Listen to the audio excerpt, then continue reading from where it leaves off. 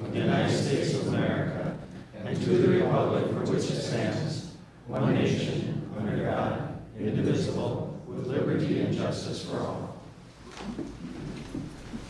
Okay, will the clerk call the roll, please? Clerk Hudson. Here. District 1, Morset. Here. District 2, Yakub. Here. District 3, Bernard. Here. District 4, Weiland. Here. District 5, O'Malley. Here. District 6, Burchell. Here. All right, at this time, we take comments and suggestions from citizens present. If there's anyone here who would like to address the council on any item that is not on tonight's agenda, but that might have an impact on the city of Hudson or come before the council at a future meeting, this is your chance. Come on up to the lectern, give us your name, and make your comments. Is there anyone here who's here would like to comment on any item that is not listed on tonight's agenda? If not, let's go forward to our okay, come on up.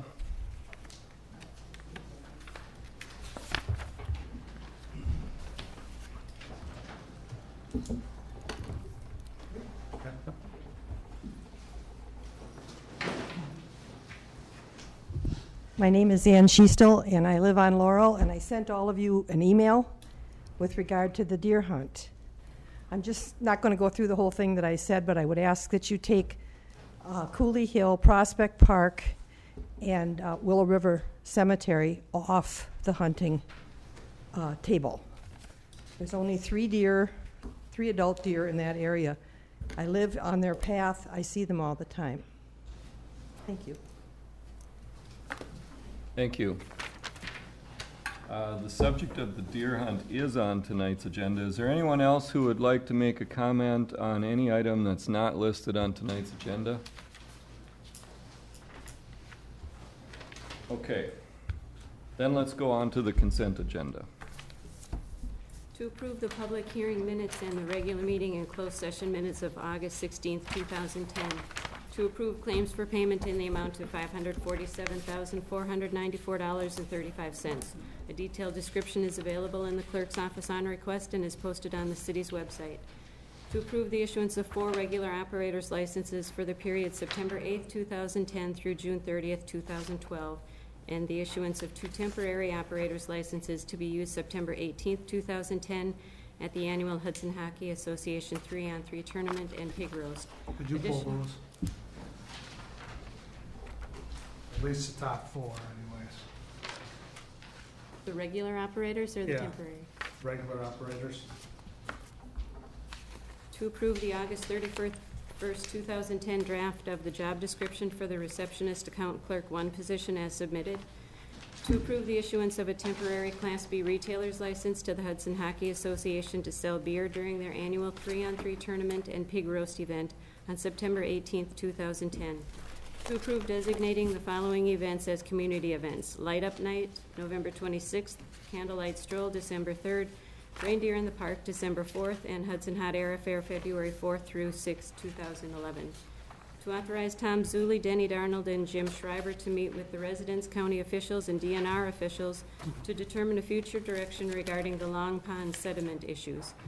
To approve the Veolia notice regarding the use of compostable bags, with the emphasis that the notice is related to curbside yard pickup and that Veolia reference the website which identifies the retail outlets for the compostable bags.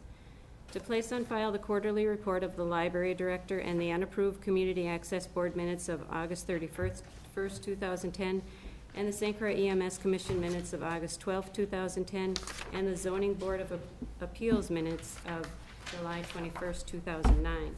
That is all. All right. Move for approval. There's a motion to approve the consent agenda. Is there a second? Second. Roll call vote. Morset? Yes. O'Malley? Yes. Weiland? Yes. Burchell? Yes. Bernard? Yes. Yakub? Yes. All right, the consent agenda is approved. That takes us down to Plan Commission. Number 1, the master sign plan proposed for the River Ridge Business Center and River Ridge Business Campus by Footwedge Partners. The committee recommendation is approval of the master sign plan for the River Ridge Business Center Business Campus as proposed by Foot Wedge Partners. Mr. Mayor, I have to recuse myself. Mr. Burchell's recused. Move for approval. And there's a motion to approve. Is there a second? Second. All right, let's hear from Mr. Darnold and we'll have discussion. Again, the Plan Commission recommendation is to approve the master sign plan. Master sign plan, its general concept is to reduce the overall height of signs by allowing smaller, less imposing signs on multiple parcel or business campuses. What this proposal does do, there's an existing sign at the intersection of Hagan Street and Hosford Street that will exist. There's 3 additional signs proposed, one on Hagan Street at the south entrance to the development, and then 2 future signs proposed on Hosford Street at each entrance to the River Ridge Professional Campus. Again, the highest sign would be 18.5 feet in comparison to potentially a 45-foot high sign. The overall signs areas will be less than 2 of the taller pylon signs that potentially could be. So this meets the concept of the master sign plan, and Plan Commission recommends approval. Okay. Questions or comments? All in favor, say aye. Aye. Opposed, say no. Motion's passed, 5 yeses and 1 recusal. Next, we've got number 5 from the Finance Committee to consider proceeding to fill. What did I forget? Oh, that's right. We had the part of the applications for operators licenses. Let's take that as a separate item. It was removed from consent. And I'll recuse myself from Mr. Morissette is recused. The committee recommended approval of the 4 regular operators licenses for the period from September 8th, 2010 to June 30th, 2012 for Leah Glasspool, David McGinley, Gilman Strand, and Andrew Whitehead. Move for approval. There's a motion and a second to approve. Any discussion? All in favor say aye. Aye. Opposed say no. Those licenses are approved. And then we'll go to number 5, consider proceeding to fill a vacancy in the Public Works part-time janitor position. We did discuss this at the Finance Committee, and the committee recommended that we proceed to fill this position with 1 change to the job description. The committee suggested that we should strike the proposed addition in that first paragraph under position in brief, top of page 1, so that it would end, instead of adding the words, the position's primary responsibility will be the space at 700 First Street and so on, the thinking was that it should instead end at city-owned buildings as directed, comma, and does related work as required. We'll give greater flexibility to the city to move them around. Any discussion? I'll move to approve. Second. Motion and a second to approve. Now any discussion? All in favor, say aye. Aye. Opposed, say no. That motion passes. All right, next we have the request of Sharon Horn Elstrom to amend the liquor license for Ellie's on Main at 417 Second Street. The proposal is in your packet. It came in the form of a letter from Michael Waterman, the attorney representing Ellie's on Main. The Finance Committee discussed this in some depth, but ultimately decided not to make a recommendation, bring it instead to send it to the full council. But during our discussion, we covered some items in particularly points 3, 4, and 5. In brief, what they're proposing is, number 1, the deck would now be allowed to have alcohol. It would be part of their permit. Number 2, that they would build a concrete block wall that would go all the way up to the roof line. Number 3, that music would now be allowed from 2 small zone speakers on the deck. And their proposal in writing here is that it would be until 12 a.m. each night, so until midnight. Volume to be controlled indoors, not to exceed a predetermined level, which wasn't specified. I'll point out that we did entertain a motion to change that midnight to 9 p.m. at the committee, but that motion was later withdrawn. And we heard testimony that after further discussion with one of the neighbors, they've come to some informal agreement that 11 p.m. would be more acceptable. Number 4, the tavern would be permitted to have the doors and windows open except when, quote, a DJ or band begins playing music. Once a DJ or band begins, the doors will remain closed for the remainder of the day, except when persons are entering or exiting. There was some considerable discussion about this. We talked about options. We talked about what would be allowed short of the DJ or band, and the applicant said that having the television on with a game on or having regular background music from a smaller stereo setup short of the DJ or band. We talked about whether having the front door stay closed and the back door be open would be better, and ultimately, we didn't take any action on this, but those were discussed. And then number 5 in their amended proposal, Ellie's proposes to staff the deck with a bouncer during the, quote, busy times of operation of the deck. Thursday, Friday, and Saturday nights are busy, and Ellie's on Main would expect to staff the deck with a bouncer during those times. If Ellie's on Main becomes busy on different days, extra staffing would be provided, unquote. There was some discussion about that, whether that could be further defined as to what would constitute a time when they had become busy, or whether we should define on the calendar or by hours of the day what would be busy periods, or provide a numeric designation as in when certain number of people are present in the bar or present on the deck, that would trigger the need to have a bouncer out there. Again, no action was taken on this ultimately at the Finance Committee, but this was the discussion. Do you have anything more to add, Catherine? No. All right, the floor is open. I got one question for Catherine. Why is this proper to be talking about since we're in litigation? Can we explain that? That came up at Finance, and any time during a license year, a liquor license holder can come in and request an amendment to their premises. That is just a process that's provided by statute, and there's no, it's gotta be conducted, the discussion of that needs to be conducted in open session. That's just a decision related to their license. The decision in the litigation was whether the council's decision on renewal was valid under the law. Okay, thank you. Catherine, I have a question for you also. The court date for this is within the next 10 days or 2 weeks, is that correct? They've set up a revised schedule, I think briefing, September 22nd is when the plaintiff, Sharon Horn-Elstrom's brief would be due. October 7th, I believe, for a summary judgment hearing, if that is available, and October 18th as a backup date.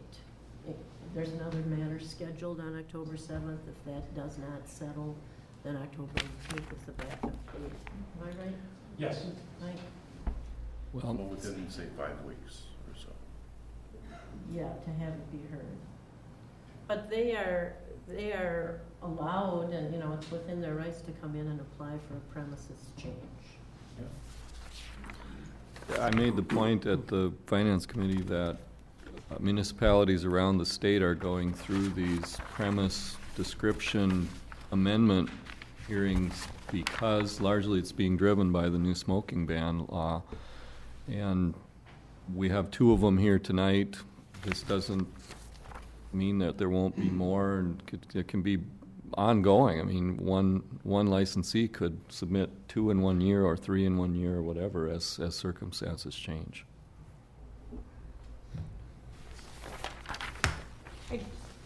I guess I question why we would take any action until we know the outcome of litigation.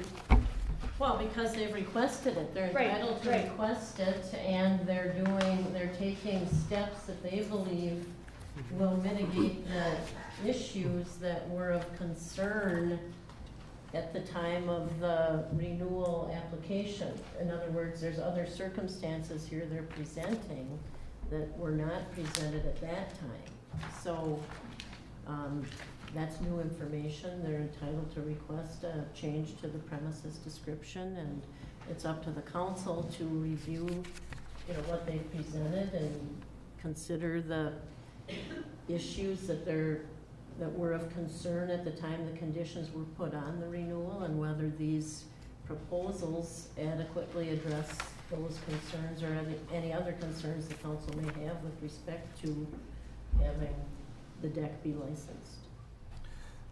Do we have something from John Mingo about an agreement that he's okay with this proposal?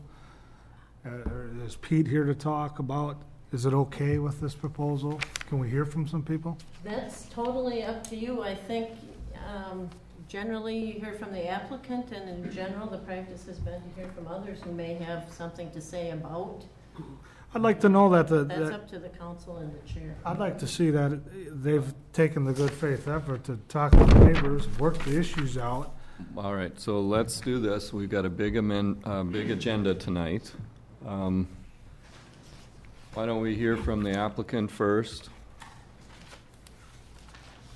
3 minutes. I'll do my best. And then we'll hear from some of the neighbors if anyone's here. You also have the option of setting a full-fledged hearing date to hear this. It doesn't have to be decided or concluded tonight, and that's in the possibilities. But Mr. Waterman, why don't you go ahead? Thank you. Michael Waterman from Hudson, Wisconsin. Also with me is Greg Elstrom, the operator of the tavern. Just a couple of points that I want to make is we're not here to rehash what happened back in June at the special council meeting.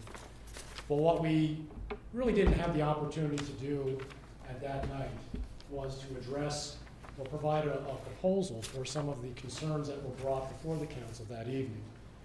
And in reviewing the transcript of the hearings, I was taking a particular look at some of the concerns that some of the neighbors had that led to the conditions that the council imposed. And those were specifically about noise issues. Noise coming from the deck side, noise coming from the 2nd Street side. And what we did is we tried to put together a proposal in the form of my letter that we believe responsibly addresses those concerns, the concerns at least that were raised to the council that evening, and does so in a reasonable way that the business can continue operating. For example, the first thing about having the deck licensed as a premise. Bear in mind, that was something that the council had approved at the September 2009 meeting. So we're only asking for what was already approved last year. And then to address some of the concerns about noise, we propose constructing a concrete block wall along the north side of the deck, which would basically act as a sound barrier toward the Mingo residents. And it was Mr. Mingo that came before the council and had some complaints about the noise coming from patrons on the deck, as well as noise coming from the interior of the bar when that back door was left open. So we believe that the concrete wall will address those concerns. We did propose using 2 zone speakers for the back, and those would be limited to the deck area. And that wouldn't be for blasting DJ music, but would simply be to provide general ambient background noise so that customers that are enjoying the back or enjoying the deck on a summer evening don't have to sit and listen to the crickets, for example. They can have something to listen to. But the volume would be at a predetermined level. And if the council needs to predetermine that level, we would consider that. We thought it would be more appropriate to allow the neighbors in that area to figure out what the appropriate level should be. We would like to have the tavern be able to have its doors and windows open at times when there's not going to be a noise concern. Mr. Washburn and Mr. Mingo came before the council and talked about the doors to the front side and to the back side being opened, and that they can hear the loud interior music being played. We would be willing to keep those doors shut when the DJ is playing, to keep the noise or the sound of the DJ music contained within the establishment. But when there's times, say mid-afternoon or early evening, when the bar does not have loud music, where there's not a lot of people, a nice cool fall evening, they would like to be able to have the doors open to circulate some fresh air. And it's for that simple reason that we made the proposal that the doors be allowed to be open until the music begins playing. The last point is number 5 on the staffing. During the council meet or the committee meeting, somebody made a valid point that if there are problems with sound or problems with noise, it is up to the tavern to address those issues. And I don't think that it is suitable to having a hard and fast rule saying whenever there's going to be people out there, we're going to have a bouncer out there, because it's just not practical for business to operate that way. And also, we're not aware of any other taverns in Hudson that have such a requirement. So what we're proposing to do is to make sure that it's staffed adequately, to make sure that it's staffed appropriately. If bouncers are required due to the number of people, if bouncers are required to check IDs and to regulate people coming in and out, that should be something that the bar or the tavern be allowed to do. And that's what he's proposing to do and has done continuously since he's been in operation. When we don't have that high level of customers out on the deck, when the tavern isn't busy, we think it would be appropriate to have the regular wait staff that would circulate in and out serving people to make sure that order is kept. And if there is a noise issue, it is up to the bars, up to the tavern to address that situation. And if there are going to be problems with neighbors, if problems such as noise or the neighbors are going to complain about noise, it's up to the tavern to fix that. Otherwise, they will be back presumably before this council and facing possible sanctions. So we think that the tavern has a very high incentive to make sure that this isn't going to get out of hand and that the noise levels will be maintained at an appropriate level. If the council has any questions of me or specifically about the operation itself, Mr. Elstrom is here to address those as well. Any questions? All right, thank you. Is John Mingo here? Yes. Would you care to comment about the proposal? Sure.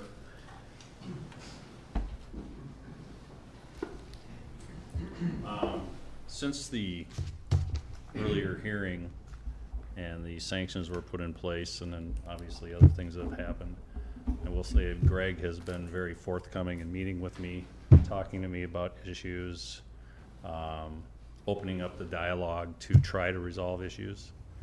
And I would say that it's been a fairly respectful relationship at this point. Going forward, he has talked to me about most of the items on here. I don't really have too many concerns if all these things are truly addressed the way they're spoken. I would like to see some deadlines taken, and I would also like to see some specifics named or made as far as audible levels. I think, and Greg and I have talked about this quite a bit, it's really hard to hold him accountable and hard for me to complain if we don't have a measure for him to be accounted for and me to complain to. So without those guidelines and or measurements there, if you can't measure it, what good is it? So I would like the city council in many ways, not just in concerning Ellie's, but throughout the community, to make some hard and fast guidelines that have some accountability and some measurement to them so that we can actually abide by those things as citizens. So, all right. Thank you. okay. My one last comment, I guess, is on the timing of the outside music. We kind of agreed to an 11. I'm okay with that, but at the same time, if my lifestyle changes and I start going to bed earlier, that could be more of an issue. But we have personally kind of handshook on 11, but 10 o'clock would be appropriate too. It's not my decision. We've talked about 11 o'clock, so. All right. Just, you know. Thank you. All right. Is there anyone else here who testified before the council as a neighboring resident or neighboring business owner who'd like to speak about this proposal? Pete? Pete Foster, Hudson, Wisconsin. I'm the owner of Barker's Bar and Grill next door to Ellie's. I guess the first thing I'd like to make clear is there has been zero communication between myself and the Elstroms. The letter, the proposal to the council, I was sent via our attorney, Mr. Jacobson. So there has been no effort on the part of Ellie's to call me, contact me, stop over next door, and discuss anything with me. I guess I want to make it clear to everyone here, including the employees of Ellie's, that it's not my intention to make Ellie's go away. That was never my intention. My intention is to protect my investment, selfishly, yes. I put the last 15 years of my life into that place, Barker's Bar and Grill. I put, financially everything I have into the place. I've worked very, very hard along with all of our staff to try to improve the downtown by offering, what we think is good about Barker's, as well as obviously over at San Pedro Cafe. I'm not opposed to all of the 5 items that Ellie's is requesting here, but I have some concerns with them following through and being consistent on a day-to-day basis. I've got some suggestions of my own as far as it relates to Ellie's request on the 5 items. And I don't know if you would like to hear those now. I assume you do.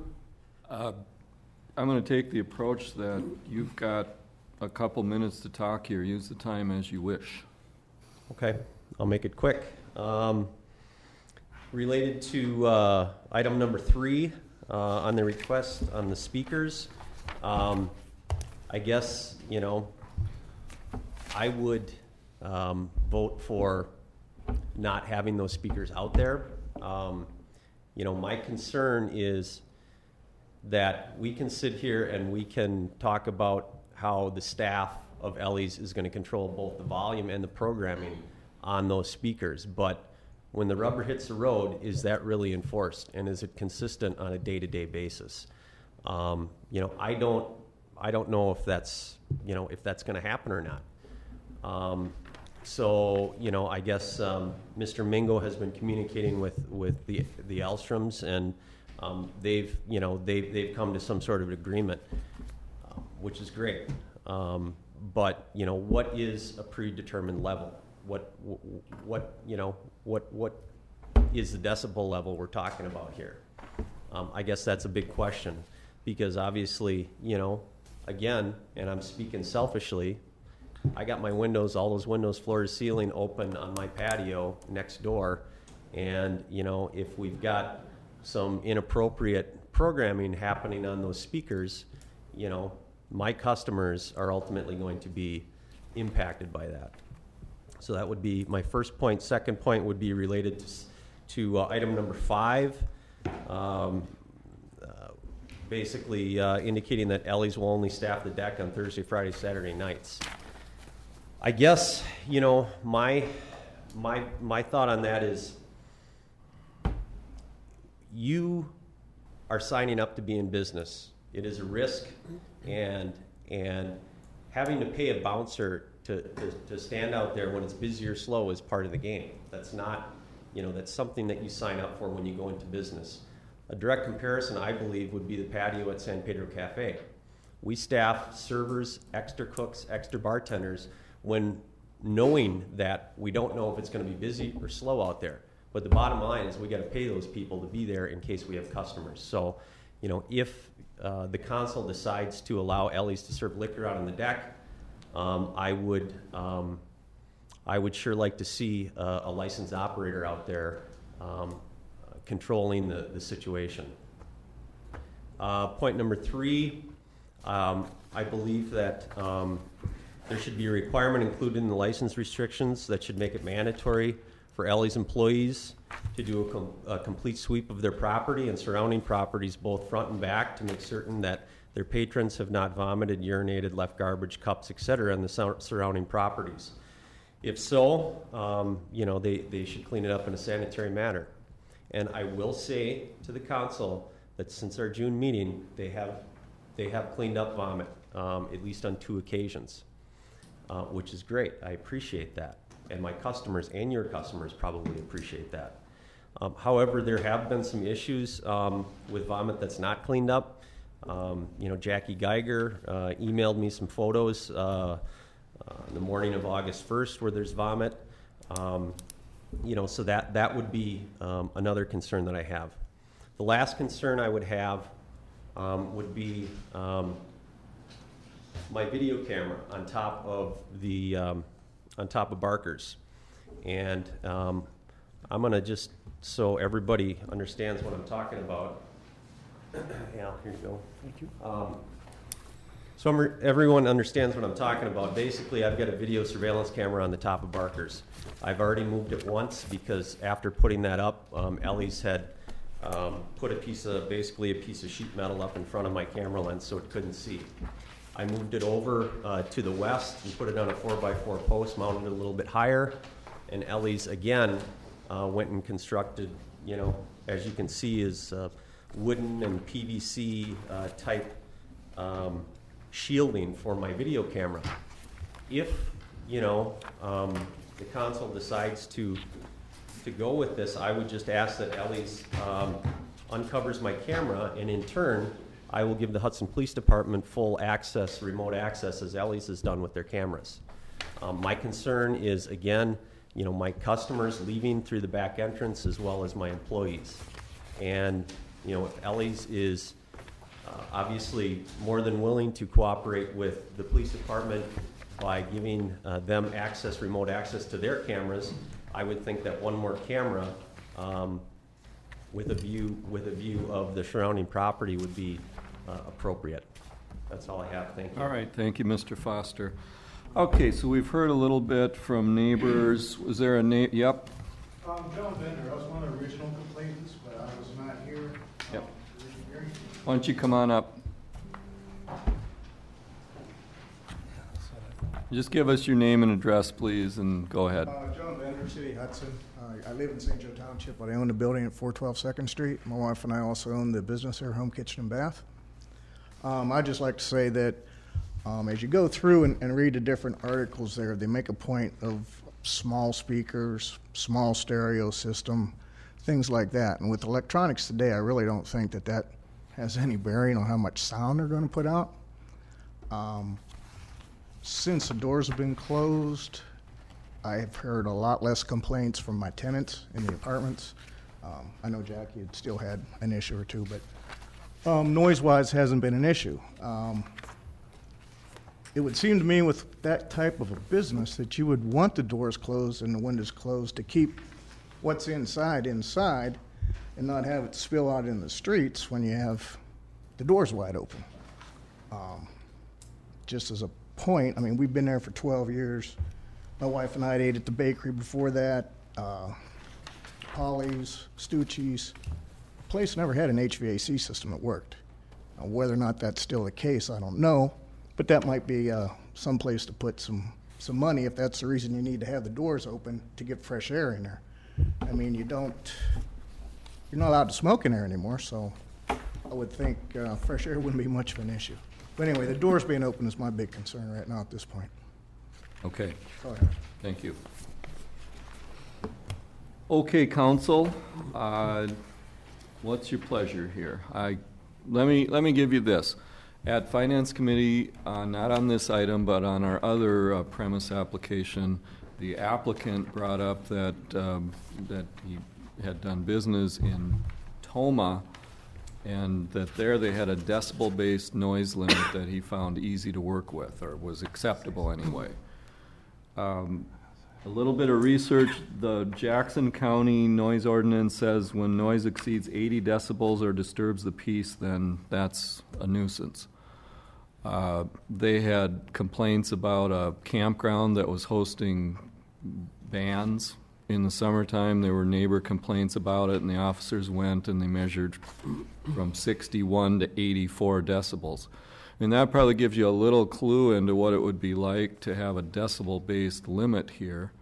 But I think what was being suggested by Mr. Murphy on that other application was that, you know, he'd like to have the most flexibility to have things that weren't disturbing the peace, that he didn't have any intention to disturb the peace, but to have some quiet music or even someone playing music would be a possible amenity that they'd like not to be restricted from.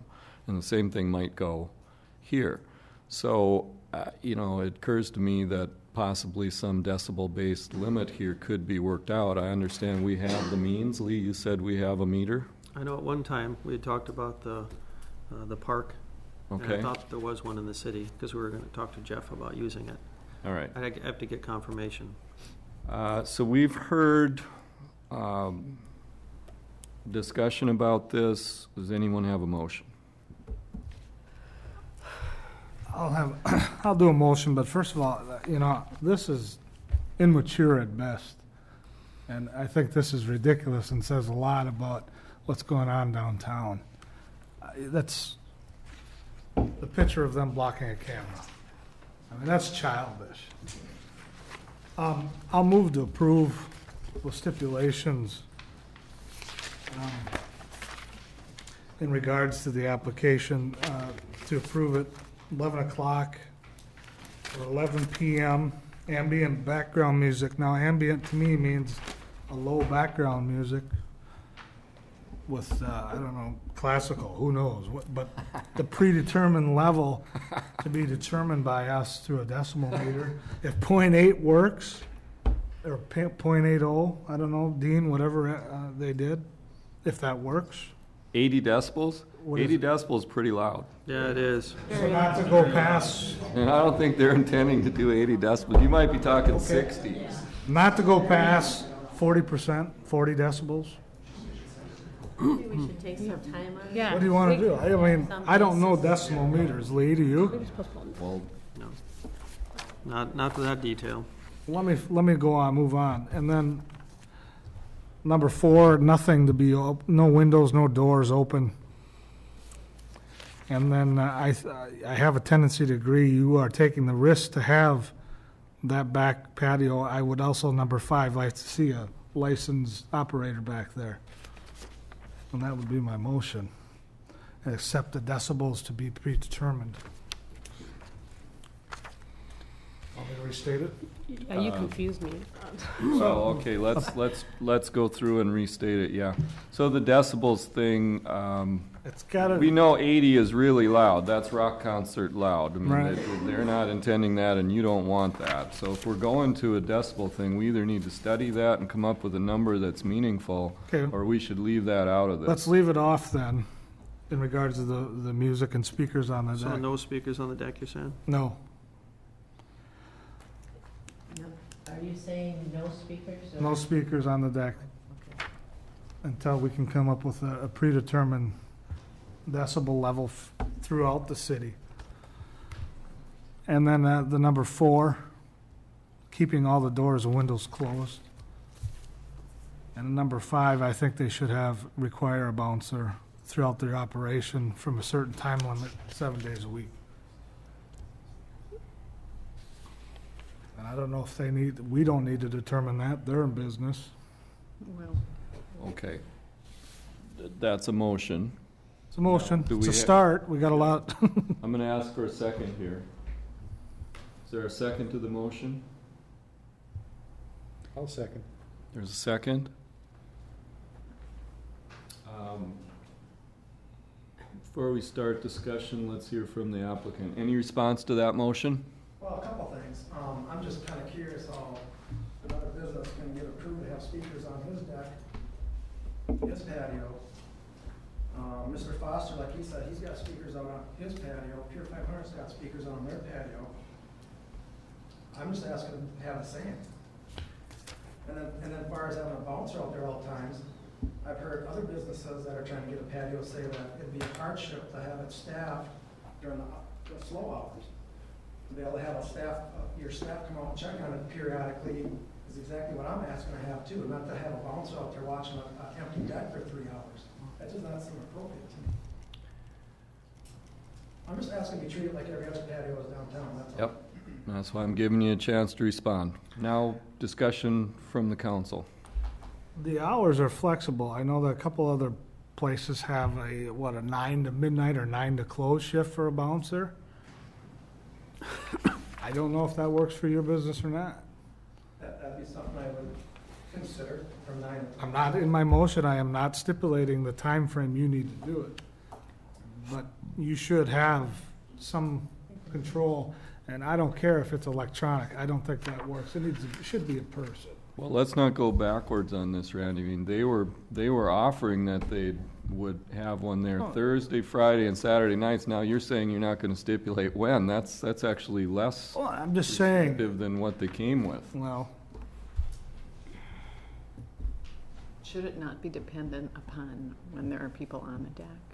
I mean, I'm not sure what, you could have a Tuesday, maybe Tuesday night's a big night, I don't know. Yeah, or other times when. Right. What was the motion in regard to the bouncer on the deck? He wants a 7 licensed days a number week. of people on the deck, certain times during the week. Certain times during the week was what the and I motion think said. that should be left to them. I don't know if, But if you base it on, Yeah, let's try to tighten this down, because I think it's easier for them if they know when. And it's better for us if we know when to expect that. So what? Well, I think we need to be cognizant of 2 different uses of the deck. One use of the deck is purely for smokers. So if somebody wants to go out and have a cigarette, they can be able to do that. Do we need to have a bouncer or a licensed server to, for all intents and purposes, supervise that person while they're on the deck having a cigarette? I think that's a different issue. If there's going to be alcohol served on the deck, I think that's a different issue. And you're the operator, you have to speak up here, but what we're talking about when the alcohol is going to be served, when there are most likely to be a lot of people on the deck, is going to be Thursday, Friday, and Saturday evenings, usually after 10 o'clock. It starts to fill up at 9 o'clock? Correct. Right. And that's what we came with the proposal, that we would have somebody on the deck monitoring what's going on during those days, during those hours. But there will be... What are the hours again? Actually, I have the bouncer on Wednesday, Thursday, Friday, and Saturday, starting at 8 o'clock. Till 8 o'clock? close? 8 to close, Wednesday, Thursday, Friday, Saturday? I feel like it's that I should have someone out there starting at 3 o'clock, because there's times I don't have anybody on my deck until 8 o'clock. So I'm staffing someone that even if there's 3 people on the deck, the bartender can go back and forth and wait on my staff. I don't feel like I need a bouncer. Okay, Mary? Can I ask him a question? Can I ask a question? Do you still have drink specials on Wednesday night, and that's why you have a bouncer out there? Correct. So if we're gonna limit the bouncer, or be more specific on bouncer, I think it should include Wednesday night as well, from 8 p.m. to close. Not, I mean, it's ladies' night on Wednesday night, right? Yeah, I already have. Not that I would know that, but. I already have stuff like that on my deck. right. All right. In this, it just says Scott? Thursday. Oh, I was not signaling to be. I thought you were. I misinterpreted there. Well, could you live with having it that it was, when alcohol is being served out there, there's a licensed operator present? Yes. And then you decide, you can just say to them, hey, we're not serving out here right now because we don't have anyone to staff it? Is that a workable thing? I mean, I'm suggesting, I'm not trying to put words in your mouth, but. When she brought up ladies' night, that actually doesn't start until 9 o'clock, but I have someone there at 8 o'clock. So if we said Wednesday, Thursday, Friday, Saturday from 8 to close, and at other times when alcohol is being served, and then if you don't have staffing for it, you just don't have alcohol be served out there? So See, now I'm a little confused when you say served. The only time I actually serve alcohol on the deck is Fridays and Saturdays. Oh. They actually get served in the bar, and then they walk out to have a cigarette with their drink. Oh. That's when they're not actually being served out there. It seems to me that it's more of an oversight capacity issue, isn't it? Yeah. Is there a number here where you say if you've got more than 10 people out on the deck, you need to have some oversight? Is there, I don't know if we follows with any of the other things. I don't think it needs to be really that that's what we're asking, complicated. isn't it? I think it should just be Wednesday, Thursday, Friday, Saturday night from 8 p.m. to close. It does not need to be this complicated. Wednesday night is ladies' night. Thursday night is whatever they have. Friday, they don't have drink specials on Sunday, Monday, and Tuesday. I'll accept that as a All friendly right, amendment. that was a proposed amendment to the motion, and the maker of the motion accepted that. Alan, did you accept that? Since Sure. we have an amended motion to make it bouncer there Wednesday, Thursday, Friday, Saturday, 8 to close, is that what you said? Yes. And that's okay with the two of you. Mhm. Let's move on to discussing other parts of it then. Anyone else hasn't spoken on this, would like to speak up on this?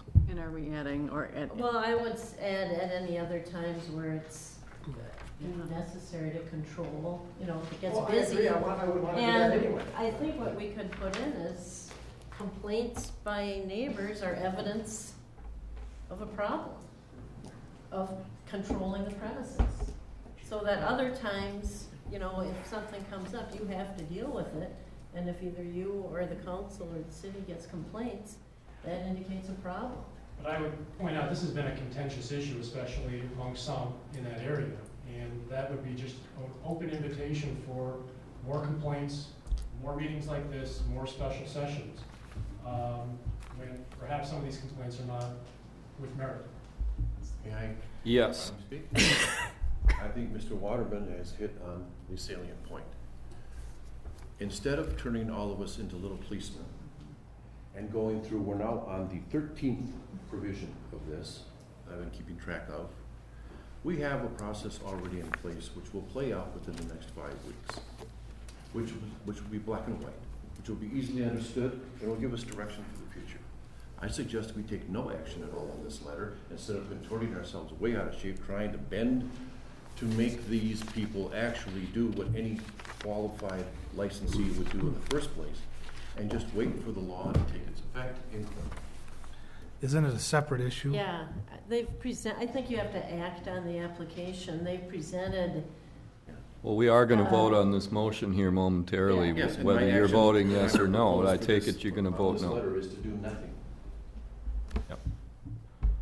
I'd like to add one thing though. There seems to be a lot of bash in my bar. I'd like to bring to attention that I've not once ever been cited for serving a minor. I've not once been cited for a noise violation or a disorderly. In the 3 years I've been open, I've had a perfect record, and that's coming from your chief of police. So a lot of this saying that I don't run a good bar, I just don't understand where you're coming from, Mr. Mayor. I think we want Okay, to stick to what let's the stick to the proposal issue is. here. They've submitted a proposal to try to address the issues, and Yep. that's really what's.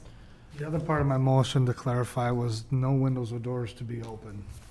Okay, so why don't you read back the motion now with the amendment, the way that you understand it, so everyone's clear on what we're voting on. To change the time to 11 p.m., that music would end, and that it be ambient music with the decibel to be determined later, and that no doors and windows be open, and that there be a licensed operator on the deck certain times during the week. And then the amended motion was that the times would be Wednesday, Thursday, Friday, Saturday from 8 p.m. to close. And we're pulling the speakers, the music off this motion. I think we could No say, music if we're speakers on deck. or maybe Until we could say condition- until we understand the decibel level that it should be at, and that we can, if they really want us to do that. We don't know what decibel level it's supposed to be at. Well, then who's gonna go around checking the decibel? I agree. I agree with you. I agree with you on that. I'm Turn just, the neighbors into policemen. What's wrong with just saying ambient music? We have it at every other place, and I think that I agree with Mr. Mingo, and the question is, if we have a standard in town for what's ambient, everybody can follow the standard. Yeah. Otherwise, it's very subjective. Well, I'm okay with leaving ambient in there if that's what it comes to, but if you hear, I'm But okay with that. that's why the concept of using, having everybody say ambient is X number of decibels, so there's no question. I like that idea because it's something you can measure. Okay. So, all right. Everybody's clear on what the At motion least is? I'm then? taking a crack at it. Speakers on the deck. So, No, I never heard that as a formal amendment That to was make the- it no speakers on the deck. Randy made that amendment. Yeah, but I will, Did, let's go no, I back to. never accepted that as an amendment. What, huh? She just read it back to you and it said ambient music with decibels to be determined. You wanna change that to something different? Yeah, I don't want, no predetermined level. Ambient music only. Period. You're okay with that? All right, so we have a motion and a second, and on this amended, so now there's ambient music, no doors open, no, No doors or windows. and bouncers from 8 till close Wednesday through Saturday, no doors or windows open. Wednesday, Thursday. Wednesday through Saturday, that's what I Saturday. said. I said You Wednesday. said Monday. Nah, I said Wednesday. Okay. I can't hear. and the music out there ends at 11 PM. Yes. An ambient to be determined at a future date, I get it. Go by the It does level say of that. complaints. Ambient period, ambient period. It's going to be difficult to determine for the council and any enforcer what ambient music is. Well, it's, I Common mean, we've sense. lived with the noise ordinance in Hudson that Yeah, and says, just- here's what the problem noise is, all loud, discordant, and unnecessary noises or vibrations of any kind. That's real That's specific. not very enforceable, so not it's very probably enforceable. not a good idea to continue in very subjective Right. undefined terms if you want to be able to enforce them. But I think we'd have to come back and look at amending the whole Noise shoot and ordinance. match and doing it uniformly, and that requires some more time. Then why can't we say no music until we have that figured out? That's not I'm gonna leaving the impact motion as business. it is, so. I agree. All right, let's vote. Mr. Mayor? Yes. Can I make one comment? Very briefly. Hey, no one has mentioned anything about a requirement for Ellie's employees to do a sweep of the property. I don't know why that's being missed here, or if it's something we can do, but All right. But We that got your needs to point. be I think mentioned. everyone understood it the first time, and it's not in the motion. And I'm not completely clear that we can mandate that they go out and do that, but clearly they ought to be. I'd like to add, Mr. Mingo will back me up on this. I have done that. I go up there and I Yep. sweep up the whole back alley. I mean, that's to almost dicks. Yep. that's great. Call for the That's question. great when Call for you're the working, question. when you enforce it, and you can do it. But Stop right there. Go take your seat, please. We're about ready to vote on this. Question's been called. That means no further discussion then. All in favor, say aye. Aye. And opposed, say no. If you're in favor, raise your hand. If you're opposed, raise your hand. Did you raise your hand, Lee? I did. So it's 3-3 tie? I vote yes. The motion passes. All right, let's move on to number 7. To consider the request of Mike Murphy to amend liquor license for Pudge's 302 South 2nd Street. All right, this one has some similarities. In brief, what's gone on here is that a few months ago, Pudge's applied for an amended premises description to build a deck to the south and east of their property. That has not been built. Since then, they have purchased the building to the north of them, so they now own their present establishment that has the licensed premises and everything to the north on the block up to the corner, that building and the parking lots and so on. The current proposal is to create an outdoor seating area that would be bar and restaurant, and it would be located immediately adjacent to the north. It would be accessed by a door through the north wall. At the Finance Committee, we heard from Mr. Murphy. Mr. Murphy's here. We'd like to hear briefly from him what he's proposing. I'm sure he'd be happy to. Are there any questions before that? Mr. Murphy, why don't you give about 2 to 3 minutes of what you're proposing here, and then we'll have further discussion. First of all, I should probably say I will not have any neighbors. I'll be the only property owner on that block. Across the street, there's a bank, so there's no residential people. The closest ones would be across the river to the west and up on the 3rd Street Hill up here to the east. And the next block up, about halfway up, would be the nearest residence. Anyhow, what we're going to do is have a courtyard garden area with seating for serving alcohol and food. We'll have a 6-foot high fence. There's a drawing on the board for the council members that weren't part of finance showing the proposed area. The fence will have a gate and it will only be, it'll have a panic bar on it so that all patrons will have to come through the bar so we can control who's coming and going. Pretty simple. Okay, we had questions at finance about music and noise concerns. You'd like to address that? Well, I can't imagine any noise with no neighbors. Wouldn't be any complaints, but we don't have plans at the present time to have speakers outside. But I didn't realize all the decks in town had speakers either. But we don't plan on doing that. Maybe that's something down the road to have that ambient music you're talking about. But we certainly wouldn't have it at 80 decibel. Actually, I was working on the project over the weekend, and some of the trucks and especially some of the motorcycles go by would be louder than any ambient music. I can foresee, not this season, but maybe next year, having a folk singer or something out there. But we have no plans for bands out there or anything like that, DJs. Okay, any questions from the council for applicant, Mr. Murphy? Yes, sir. Mr. Murphy, you mentioned the panic bar exit in case of fire to the gate. Will that be connected to an alarm of any kind? I'm not sure if it has alarm on it. It hasn't been installed yet. Whatever the panic bars are, it will have an exit sign there. We're required by state to have an exit sign there as well as the door going out to the area.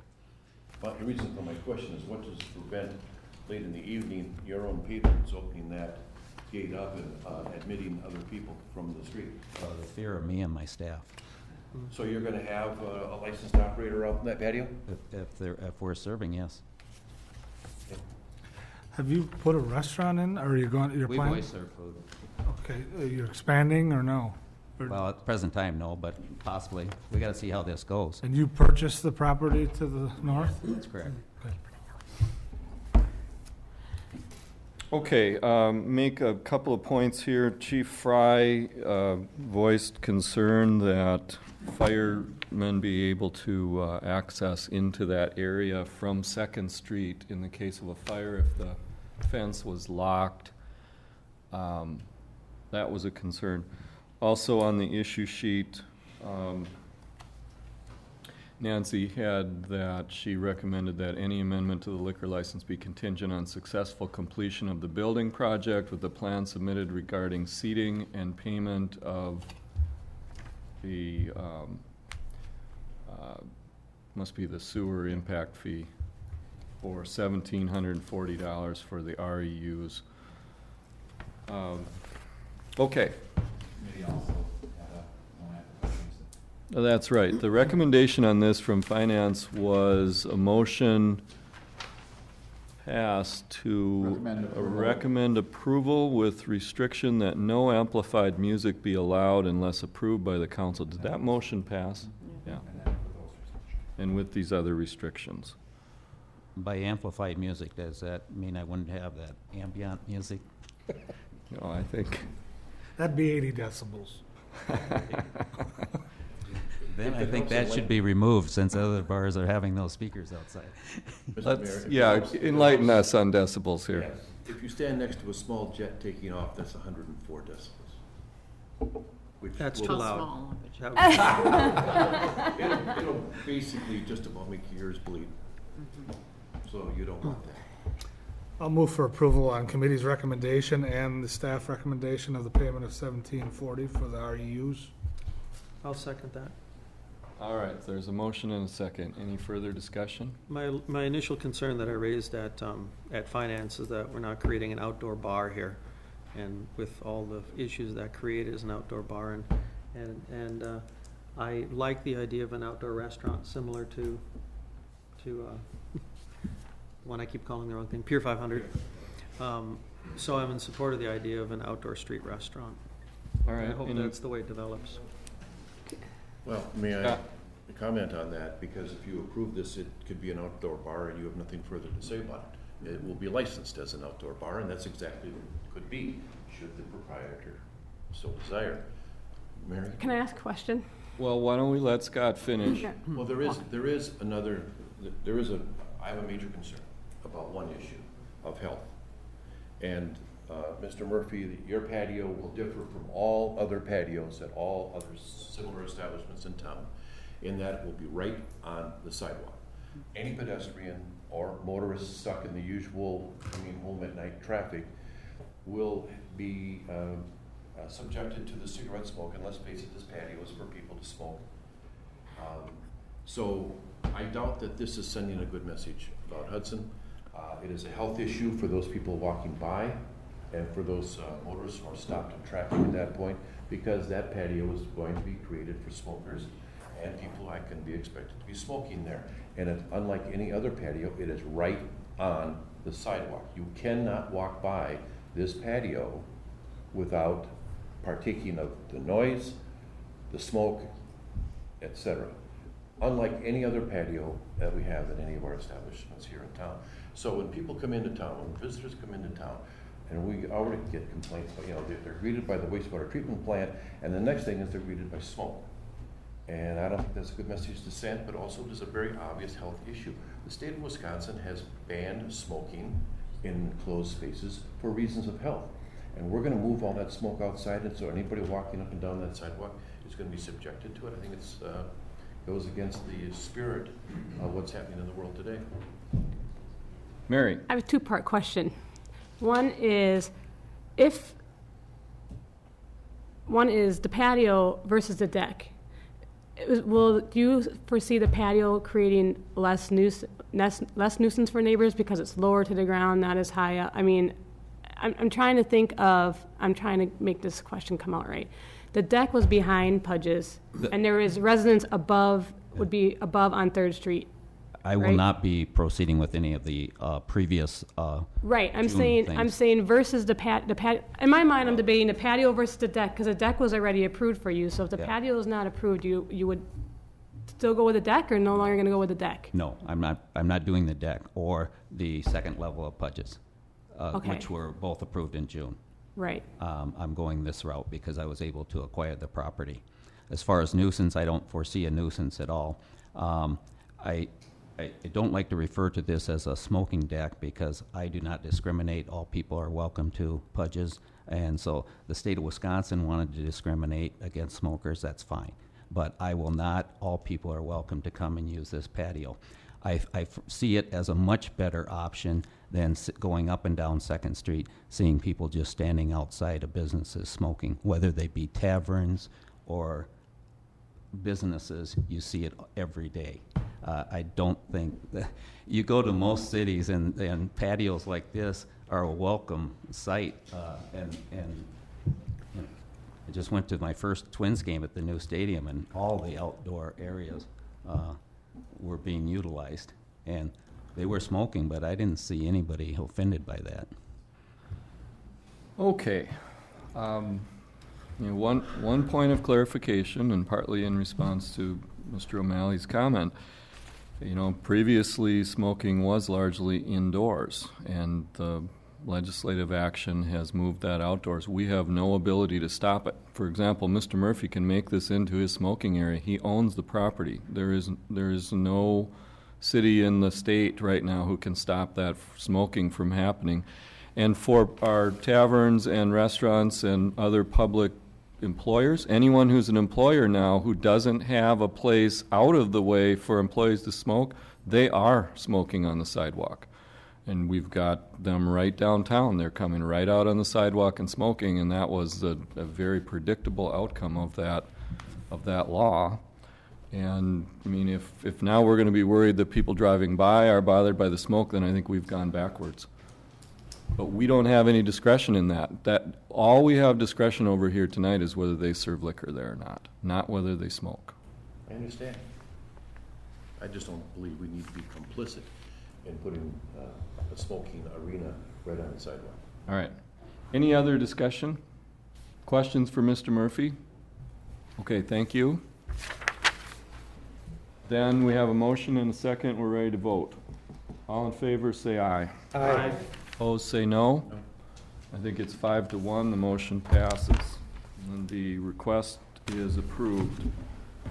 Number 8 is to review the quotes submitted for the fire department overhead doors at the public safety building. Finance committee recommended that we choose the bid from Lou's Garage Door in Cottage Grove, Minnesota for the amount of $27,206, with the provision that the contract be written so that it calls for Lou's Garage Door to handle all the electrical modifications within that price. So moved. There's a motion. Is there a second? Second. Any discussion?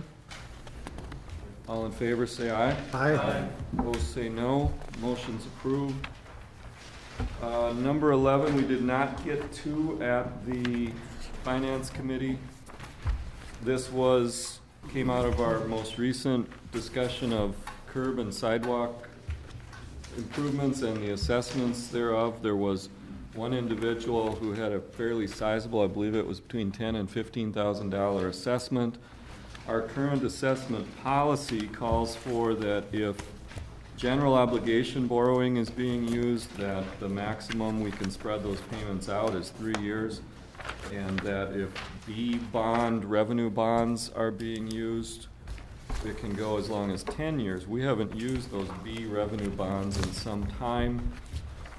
My suggestion is included on the table tonight in front of you, and it is that we should consider amending our policy. We'd add 2 new categories to Part 16A of the policy. First of all, it would be general obligation borrowing and other short-term financing. And then under the duration of the payments allowed, we'd add 2 new categories. From $2,501 to $5,000, they'd get up to 5 years to pay. For $5,001 and greater, they would get up to 10 years to pay. I understand the North Hudson policy is that you never expect to pay more than $1,000 a year. So even if it was a $20,000 assessment, you'd get 20 years to pay. I think that's longer than we need to go. But you put yourself in the place of a homeowner that was socked, or a property owner socked with a $15,000 unexpected assessment and expected to pay that over 3 years. That's difficult. The 10 years would tie in with the length of the... We would always be able to put it against their property if they didn't pay it, and it's set up here that they'd pay 2% above our borrowing rate, which this year was 2%. And so they'd essentially be borrowing the money at 4%, which is still pretty good. And that would change each year as we have our interest rates change. Yeah. So who's going to do the billing and the figuring on that? Is that going to be an automatic? As of right now, it was billed out as per the policy. Now, if you change this, then we can go back and impact the ones that would be impacted by this. Okay. Rebuild them. I will move for approval. I'll second. Motion and a second. It's an ordinance. This is an internal policy that we are, the last time this was amended was 3 or 4 years ago. How long ago? Well, this part, 3 or 4 years ago, they made some other changes. And we didn't do it by ordinance then, so. Any comments before we vote? Well, my only question was, this will apply only in situations where the city is borrowed, is it? So if for some reason there was a project that didn't involve financing, what's Well, I don't know, have we ever had a project where we didn't borrow? I just bring it up. If it's never happens, I then it's thought not a about that, concern. and my solution to that would be to cross out the first two lines under A and begin paragraph A with the word benefited property owners. That would be Yeah. an alternative here, and that would let the property owner have the time to pay. The challenge, if we weren't borrowing, then we'd have to establish an interest rate, because the interest rate trigger of 2% above our cost wouldn't apply anymore. It would be 2% then, right? Because Well, our cost it would is still 0. be the city's interest rate for that year, Oh, yeah, you could do it that way. because we're always going to be borrowing and Yeah. bonding. I'm not aware of Something. I'm pretty comfortable with this, the way it's proposed and with the motion on the table right now. I think it could be amended further in the future if it comes up. Any other comments? All in favor, say aye. Aye. Opposed, say no. Motion passed. That takes us down to number 3, encroachment on stormwater pond easement for construction of a swimming pool at 1705 Stag Circle. Public Works Committee heard this. Ms. Arnold's here. The staff recommendation was to approve with the condition that the swimming pool improvements, including the retaining wall, be designed by a qualified professional that would analyze and take into account the soils and potential impacts. The committee recommendation was to recommend an agreement be developed for encroachment on the stormwater pond easement for construction of a swimming pool, that the pool be approved with the condition that swimming pool improvements, including the retaining wall, be designed by a qualified professional and take into account soils and potential impacts by stormwater. Do we have the agreement that's talked about here? Not at this time. Okay. But there may be a if the council chose to recommend or approve the encroachment, then that would be something that would be a result of that motion. Any questions for Denny on this? Yeah, I have a question. So they're encroaching on the easement, but it's still their property, right? Yeah, that's correct. Do you want to, Denny, talk about the amount of the 200-year events, how much water would be displaced?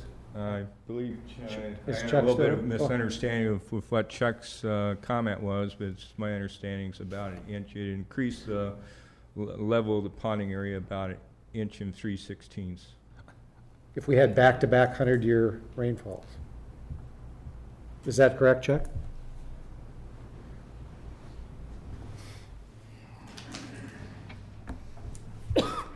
Yes, we ran two calculations. We looked at the 100-year, 24-hour, and determined the high water level based on that event. And with this encroachment into that stormwater easement, it was a little bit less than 1/10 of a foot, so just about an inch or so. And then we ran another calculation with back-to-back 100-year events, and that was right at about 1/10 of a foot. So the inch and little over an inch. Well, this is not an issue for you. Well, yes and no.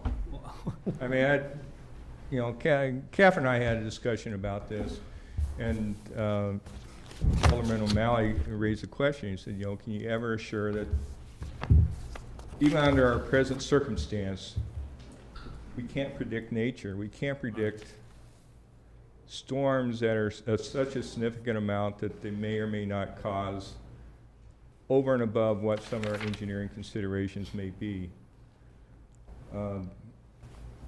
Chuck and I took a look at the issue. We wanted to try to be as fair to the property owner as we reasonably could be. Generally, there's a potential of maybe an inch and 3/16 of water under circumstances. But again, can we ever predict, and fairness to Catherine in our discussion, she said, well, you can never predict. I think Chuck and I just think reasonably comfortable that with the percolation rate, that Public Works needs to get in, remove some of the debris that's fallen off the trees, tree limbs, those types of things. That,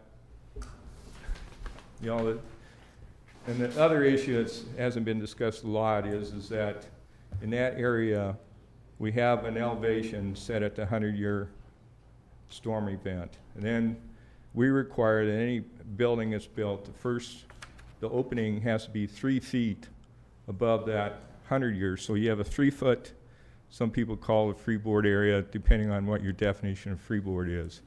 But that's the insurance, if there's an insurance level that, you know, the storm or this increase, you know, you may be losing an inch and 3/16 of that 3 foot area.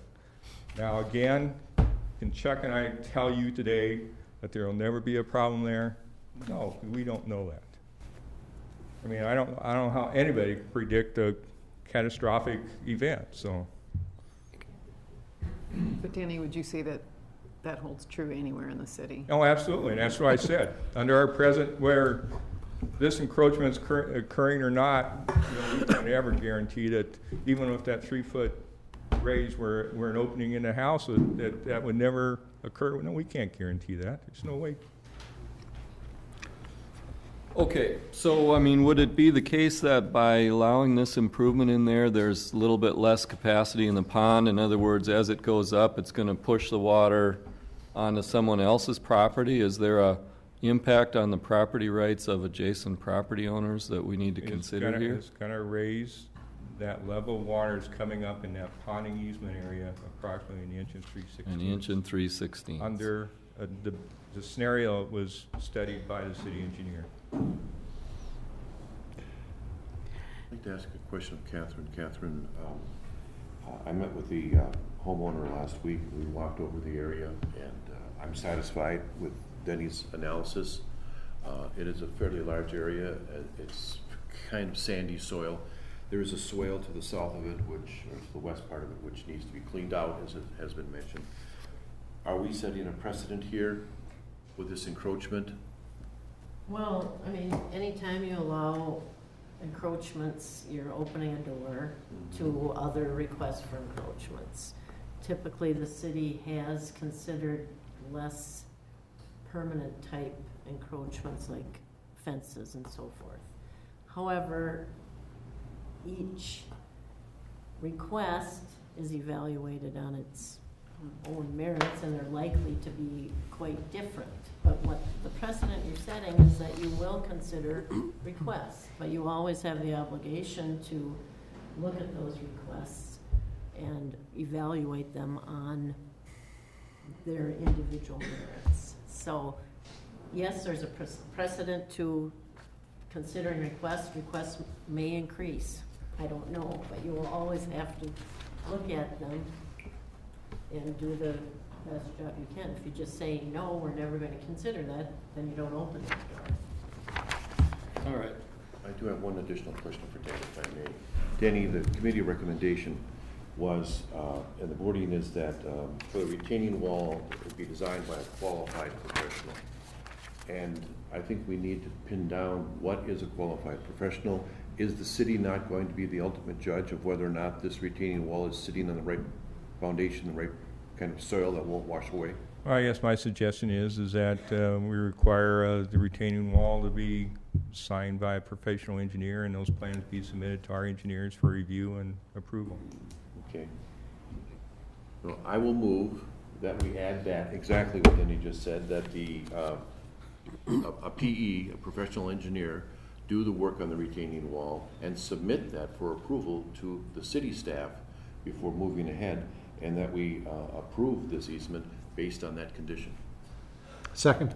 All right, there's a motion and a second. Any more discussion? Can I ask just one question? Mm-hmm. Who, and obviously I assume that retaining walls last a long time, I get that, but what, if there is a problem with the wall, who's responsible for the upkeep? The homeowner, I assume, is responsible for the upkeep. So are they, I mean, how are we guaranteed they're gonna keep that wall, upkeep this wall properly so we don't have a problem?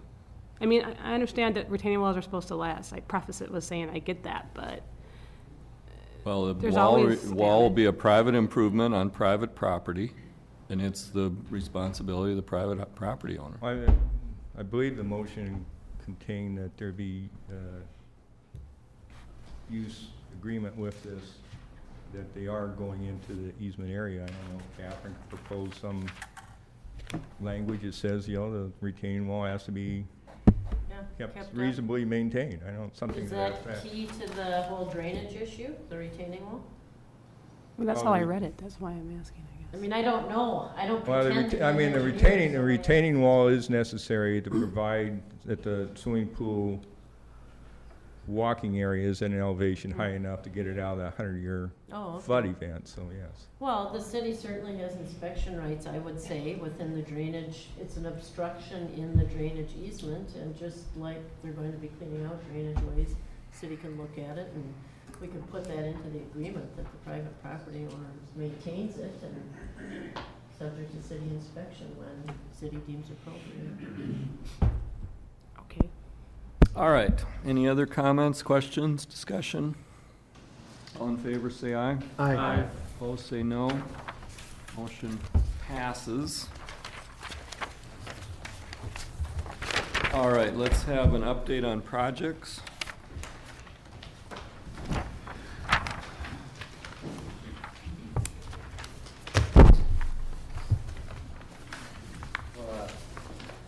Ask Tom to come up here with me because he's got more going on than I do. A couple of things I wanted to note. There wasn't anything, there wasn't a written update in your packet, so don't look for it. But in regards to the Walnut Street Bridge, that goes out on Dyke Road there, we have a meeting at 8 o'clock with staff on this Thursday to discuss it, its use, et cetera, and then weather permitting, that will be followed by that safety inspection. Other item of note is, we did meet today on the Goodwill site to review work order items. They still need to address the stuff along 17th Street. Other than that, I guess unless there's a question specific to me, I'll let Tom talk about the 2010 street. Okay. Thanks. Currently, the public works projects for this summer and fall, the sidewalk, curb and gutter projects are ongoing. The soil stabilization, the concrete grinding are completed. The replacement is ongoing. Bear Drive, mill and overlay done by the county is approximately 90% completed. The shouldering just got done last week, and the center line striping needs to be completed on that. The street maintenance project is ongoing, should be completed by the end of next week. White Camp Park Pavilion is moving right along. The footings are in, and they're hooking up water and sewer. Hagan Street pre-construction meeting is tomorrow, and I'll have better details after the pre-construction meeting. Project should be getting going in the next 10 days or so. Any questions for Tom or Chuck? All right, thank you, gentlemen.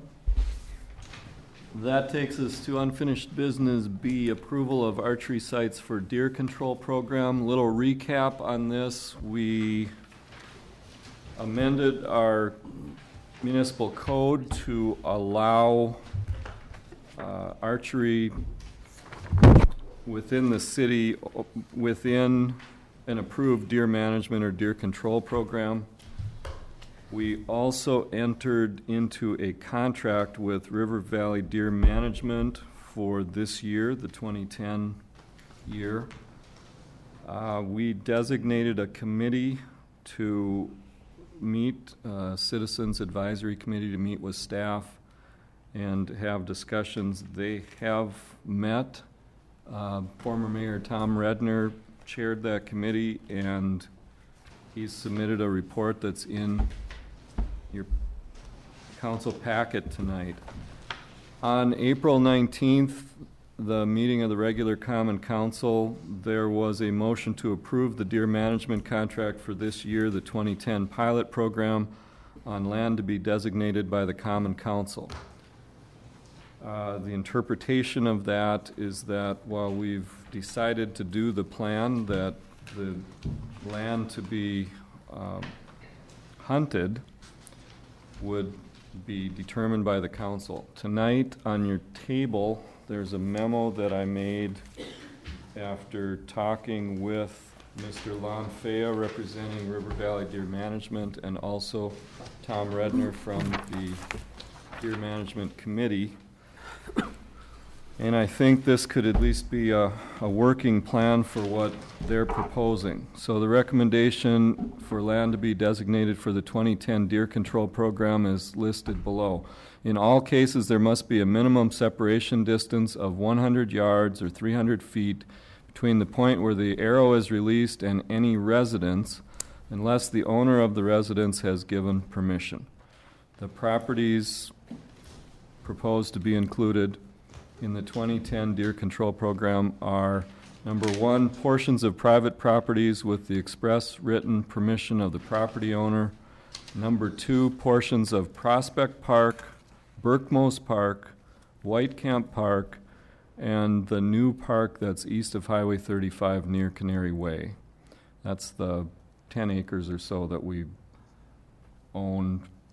We bought it for a well site and recently designated that as park.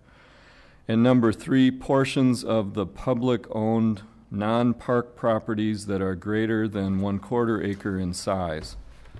Mr. Redner's here tonight to answer questions. I know there's a representative of the DNR. Is he still here? Probably not. Although he has been involved and came to the committee meetings.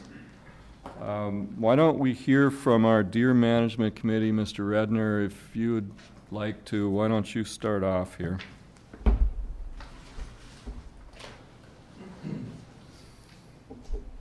you, Mr. Mayor. I'm Tom Redner. As the mayor indicated, the committee did meet and we did have several discussions. There were members of the city staff and also some citizen input, citizen members, including myself. And I believe that we have all of the concerns that were brought up by the city staff. I believe that Mr. Faya of RVDM has, RVDM has addressed those successfully, and Mr.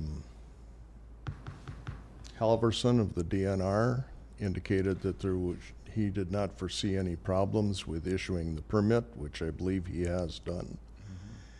And everything should be go.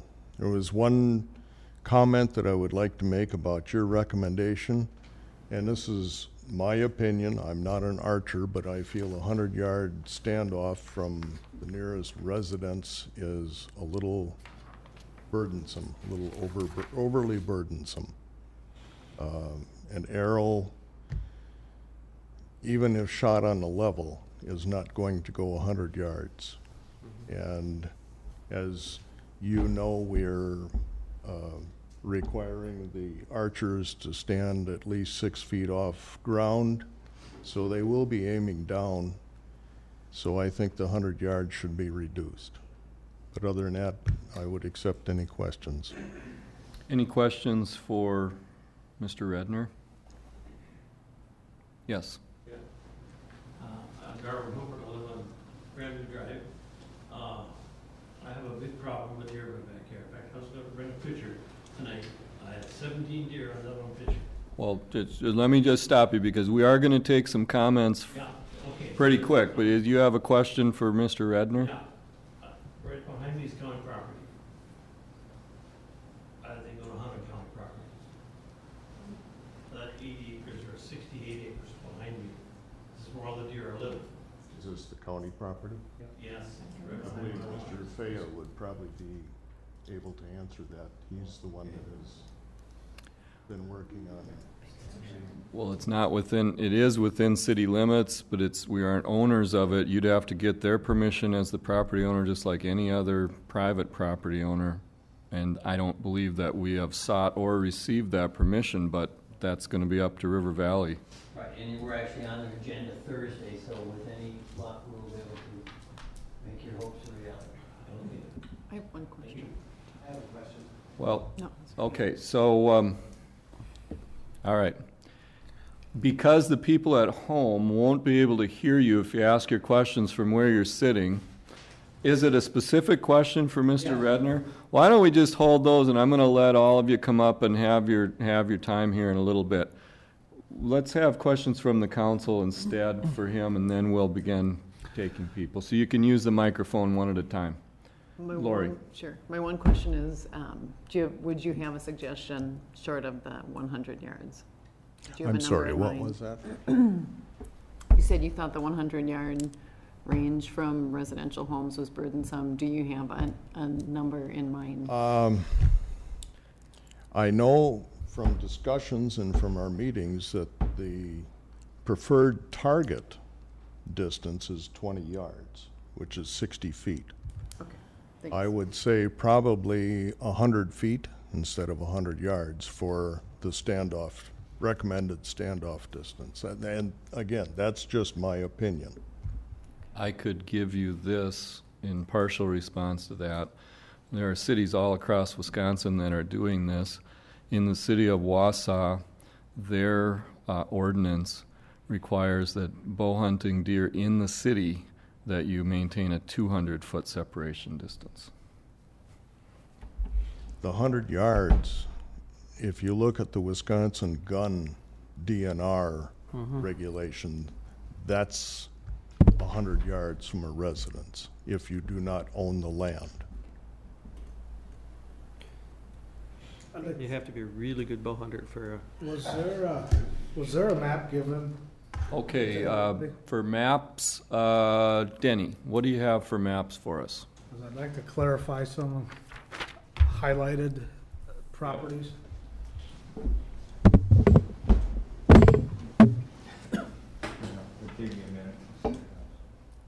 Do you have any smaller maps? Do you have any? They're on, Al, Please? yes, please. If you want to hand those out, I think the council will be able to see this map quite easily.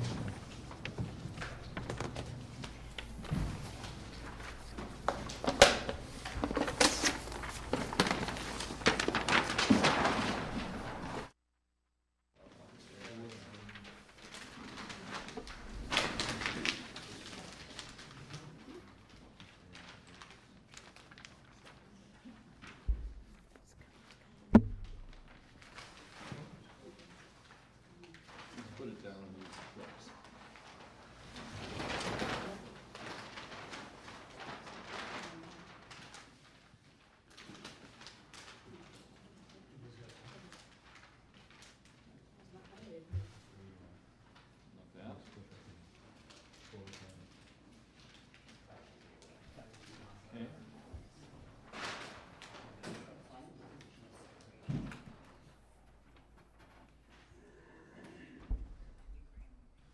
Can you see that map now, council? Yes. A matter of clarification, what Mayor Knutson's identified 3 items. Portions of private properties with express written permission, we can't map that because there may be in numerous parcels.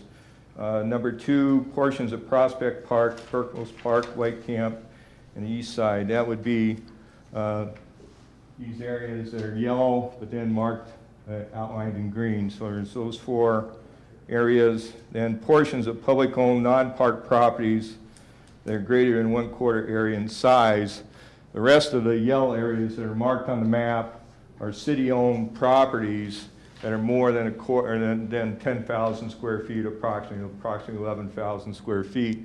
A lot of them are stormwater areas. Again, the city owns about 17 acres just west of the quarry on the south side. You've got the 2 garages up in the area of, and then stormwater areas along just south of the railroad tracks. Again, stormwater area along Grandview and 17th Street. So that's what the blue areas have shown in blue. Now those are what might be considered number 3, public-owned non-park properties. They're greater than 1/4 areas in size, but are not city properties. And those would include school properties, school forest, the high school, EP Rock, the State Visitor Center, and the River Crest Elementary School. So those are the areas. So I just mapped what the mayor requested in his memo to identify these parcels for discussion purposes. Denny, I have two different maps. One which was highlighted from executive secretary, and then your map. Are there two plans? Is there any, what's the deal? And if it is... This is the proposal that's before you in writing and on the map that's up there. And this is what these folks, Fay's... Let me explain what I did. I was requested to map per the mayor's memo. Yep. The executive secretary had a different map. I said, I'm not taking two different sets of directions. I'm doing what the mayor's has requested of me. The other map is from a different source, and I can't explain that. So. Okay. Yep. Well, this is the map we're looking, the one that's up there. Yep. This is what we're going to approve, and this is what the FAO group will have. Cannot deviate except for private properties with permission. Correct. I have not yet seen the copy of what Denny's got up there. Did you all get a smaller version of that? I just passed it around. Yeah. Maybe it passed you. No, this is the other one, right? No, this is Denny's? Okay. All right, I got it. Yes. So this is what we're seeking approval on. Mr. Mayor, we can't be seeking approval on all of these. Okay, understand what he's saying is those that are highlighted in blue are not owned by the city. It's not up to us. So those are county or school. They are not under consideration. Right, good. Only those in yellow up here Right. So are under consideration. But the things marked private or private property on the other map that was sent to us, is that still under consideration? Well, the private properties will be by permission of that private property owner and under the restriction that even though there's permission on that property, they can't hunt there if it's within 100 yards of any other neighboring resident who they didn't get permission from. So for example, if you lived next to a property where they had said, yeah, you can hunt, well, they'd have to be way far on the other side of it away from your house, or if they're going to be closer than 100 yards, they'll have to seek your permission. What if I question a parcel being private property or not, though? I question one of these parcels. Don't look at that map anymore. I mean, that was preliminary. This one that was handed out to you is the one to look at. That was preliminary. That other map was done way back earlier in this process, and this is the one to look at. Okay. Well, Which property are you concerned with? I don't have that much concern. It's just that it's private property that marked on this map was the entire common area of Red Cedar Canyon, the internal common area there. Mm-hmm. And I'm not aware that they've either sought or received permission there, but I have been contacted by at least one resident there who said it'd be great if our association would give permission. I've been contacted too by a resident. I'm just curious if that's something that associations have to give, like, you know, do they have to give permission from they have to give permission from the whole association? They can't just hunt on, like. That would be, it's private property. That would be up to that private group to decide. Okay. Mr. Mayor, I'd like to make a motion at this time that we adopt the three in your memo dated September 7th with a revision that the distance of 100 yards be reduced to 50 yards, that is 150 feet, which gives a pretty good measure, I think, of safety. All right, we've got a motion. Just hold on. There's going to be time for you to be heard. You're making a motion here. Yep, we're making a motion, but the floor is open. It's his right to make a motion, and you'll still have time to be heard. And that the items 1, 2, and 3 refer specifically to map that Danny Darnold has presented us this evening, not any other map of origin further back, but this map tonight of those areas in yellow. Of course, the areas that will receive written permission, the property owner can't be mapped at this time. All right, so that's a motion. Is there a second? A second. There's a second to the motion. Now, do you wish to have further discussion by the council now, or do you want to hear from the public? Public. Public. Let's take turns. come on up to the microphone. We're going to have you give your name, your address. I guess I'd like you to limit yourselves to about 2 minutes each. As long as you don't get carried away, we'll give you some latitude. Hi, I'm Jeff Ritchie. I live in the middle of this. This map looks like I don't anymore, which is fine. One quick one. The DNR rules 300 yards. And the reason why I want that be enforced are 300 feet. The question that I have with the council is only one question. I, as a neighbor who wants to shoot them, fine. But my neighbor to my left, my neighbor to right. Before I started all this, okay, I was told by my wife from another wife, which started the whole ball game rolling in my backyard. Where I'm at now is that I went around my neighborhood into 57 different sites, 57 different homes in my neighborhood. I asked 57 different people. Only 2. And I knew where I was going. I knew the answer I was going to get was no, but I went there anyway. Only 2 said they wanted this to happen. And I respect everybody here who's got too many deer in your backyard and you want to get rid of them. I respect that. If you want to, that's fine. I understand it. But my question to this council is, no one seems to be asking the one question that needs to be asked. Who in the heck is asking the neighbors next to the people that are shooting? Or are we just sticking our heads in the sand and not going one step further? Because to be honest with you, I've got maps here and I've got questions, and it sounds to me like the people who are being asked are the people who say yes. The people who aren't being asked are the people they don't want to ask because they don't want to use, that's why they want to bring this 300-foot rule down to 50 feet. Because what happens is you take a circle around these people's houses where you guys intended to shoot on my piece of property or right behind me, it would have made every one of those accessible. Because if you bring it down to 50 feet, each one of those neighbors can set up their own little site. Because it doesn't, the reason they have the 300 feet is so that the neighbor to the left, the neighbor to the right, and the neighbor in the center. If the neighbor in the center says, no, I don't want it to be done, at least he has something to deal with. He's got 300 feet to work with. What you're doing, if you go down to 50 feet or whatever it is, that means your neighbor to your left, your neighbor to your right have absolutely no input whatsoever. And they're sitting right next to you. Now, we're not talking about North Hudson. I'm a good friend of the sheriff of North Hudson. It went very well, and I'm proud of these guys. I think they did a great job. But we're in the city limits of Hudson. I see you guys changed this. I understand that, and I appreciate it. I'm assuming that you're not going to hunt behind the shed. I'm assuming that you're not going to hunt in the cemetery. And that was what I was trying to get. But I also think, just to let you know, I don't think something should last. I've asked every one of these council members how long it's going to last, how long it's going to be, different questions. I didn't get the same answer from any one of you. The only person who gave me the closest answer was you, and I appreciate that. You told me when they're all gone, or at least 50 to 70. 50 to 75. I agree. But I've got answers from anywhere from a weekend to yours. My point is that my wife sits home, she looks out that library, I sit on a nice piece of property, I feed the Blue Jays and the Cardinals, I enjoy my nature. And I shouldn't have to wait 4 months, 3 months for this to happen and occur every time I drive up my driveway. I appreciate you, and I thank you for doing what you did for me. If you guys ever need any help in this process, call me. I'll be there. All right, thank you. All right, who's next?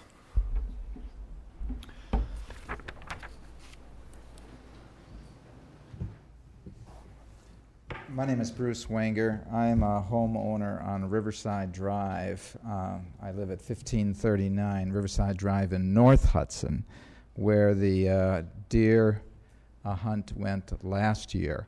So it happened right where I live, and it was immensely successful. I never once saw Mr. Fea or any of the other people doing what they do, but I did see the results because everything that I own was eaten like locusts before this.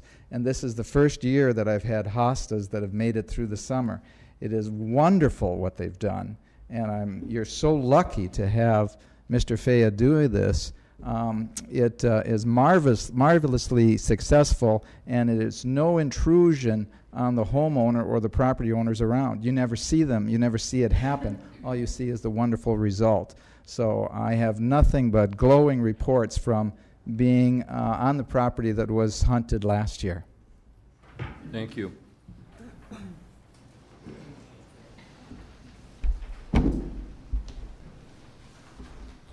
Hi, my name is Mike Slavic, and I live on Wisconsin and 11th Street, right at the corner there. was led to believe that the hunt was supposed to be taking place at the Willow River Cemetery. If that's not the case, I have no complaint. I understand that deer can be a nuisance.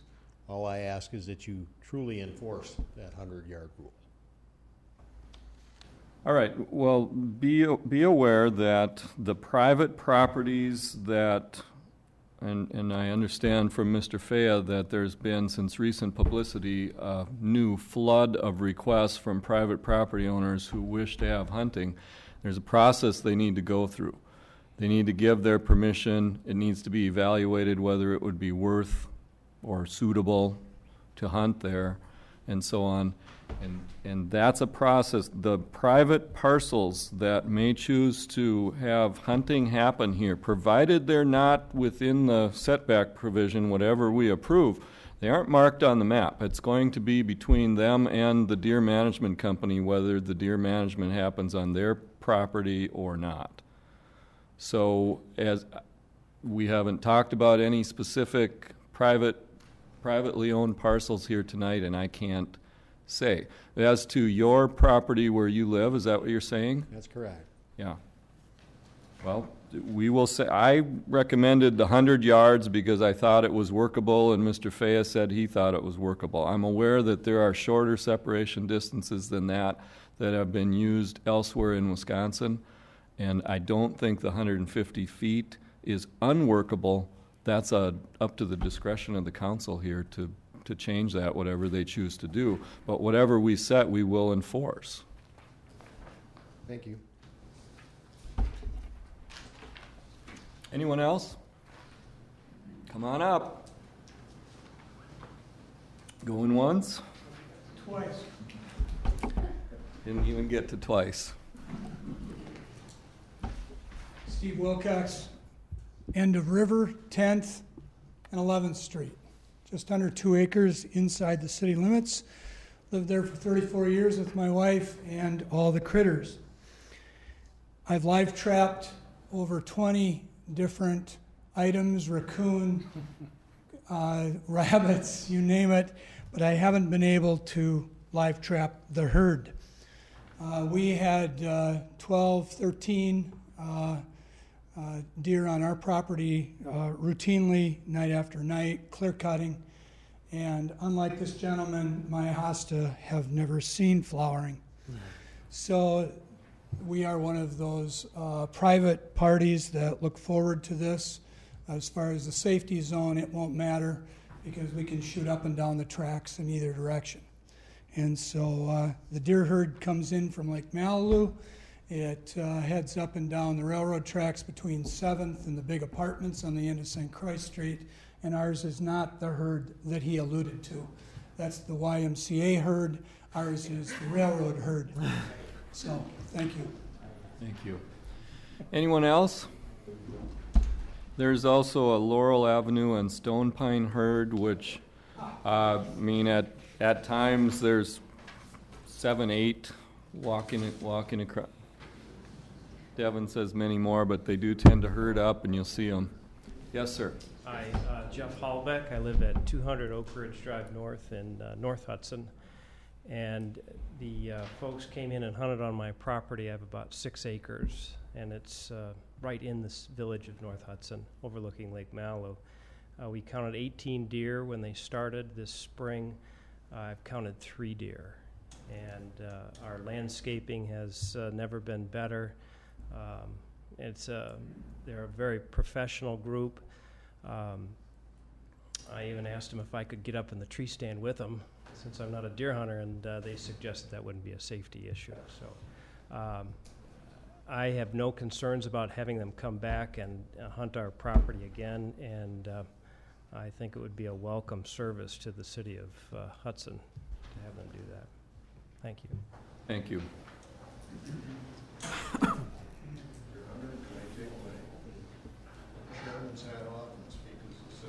You can, but we've got someone beating you to the punch, so you better be next. Liz Malanafi, 1331 3rd Street. I don't have a herd. I have a couple that walk through our yard, and I'm the bleeding heart, tree hugging, sad mother who's explaining to her kids that these deer are going to be hunted, and I just hate it. I know people feel like it has to happen. I think it happens because we live all over where they try to live, used to live. We cut down the woods and, you know, all those things that you guys probably knew I was going to say. I think we have to have our plants and our hostas and our yards and our things just the way we want them, and we're paying a price for it. You know, we're killing these deer who are just trying to live too. So I know it's not going to change anything. I just want to say that so that my kids know I said it. And I'd love to see it put to a vote, you know, a citywide vote, and just see what happened. And I'd probably be on the losing end of it too. But I hate reading about it year after year and just feeling like, oh, shit. So just had to say that. All right, thank you.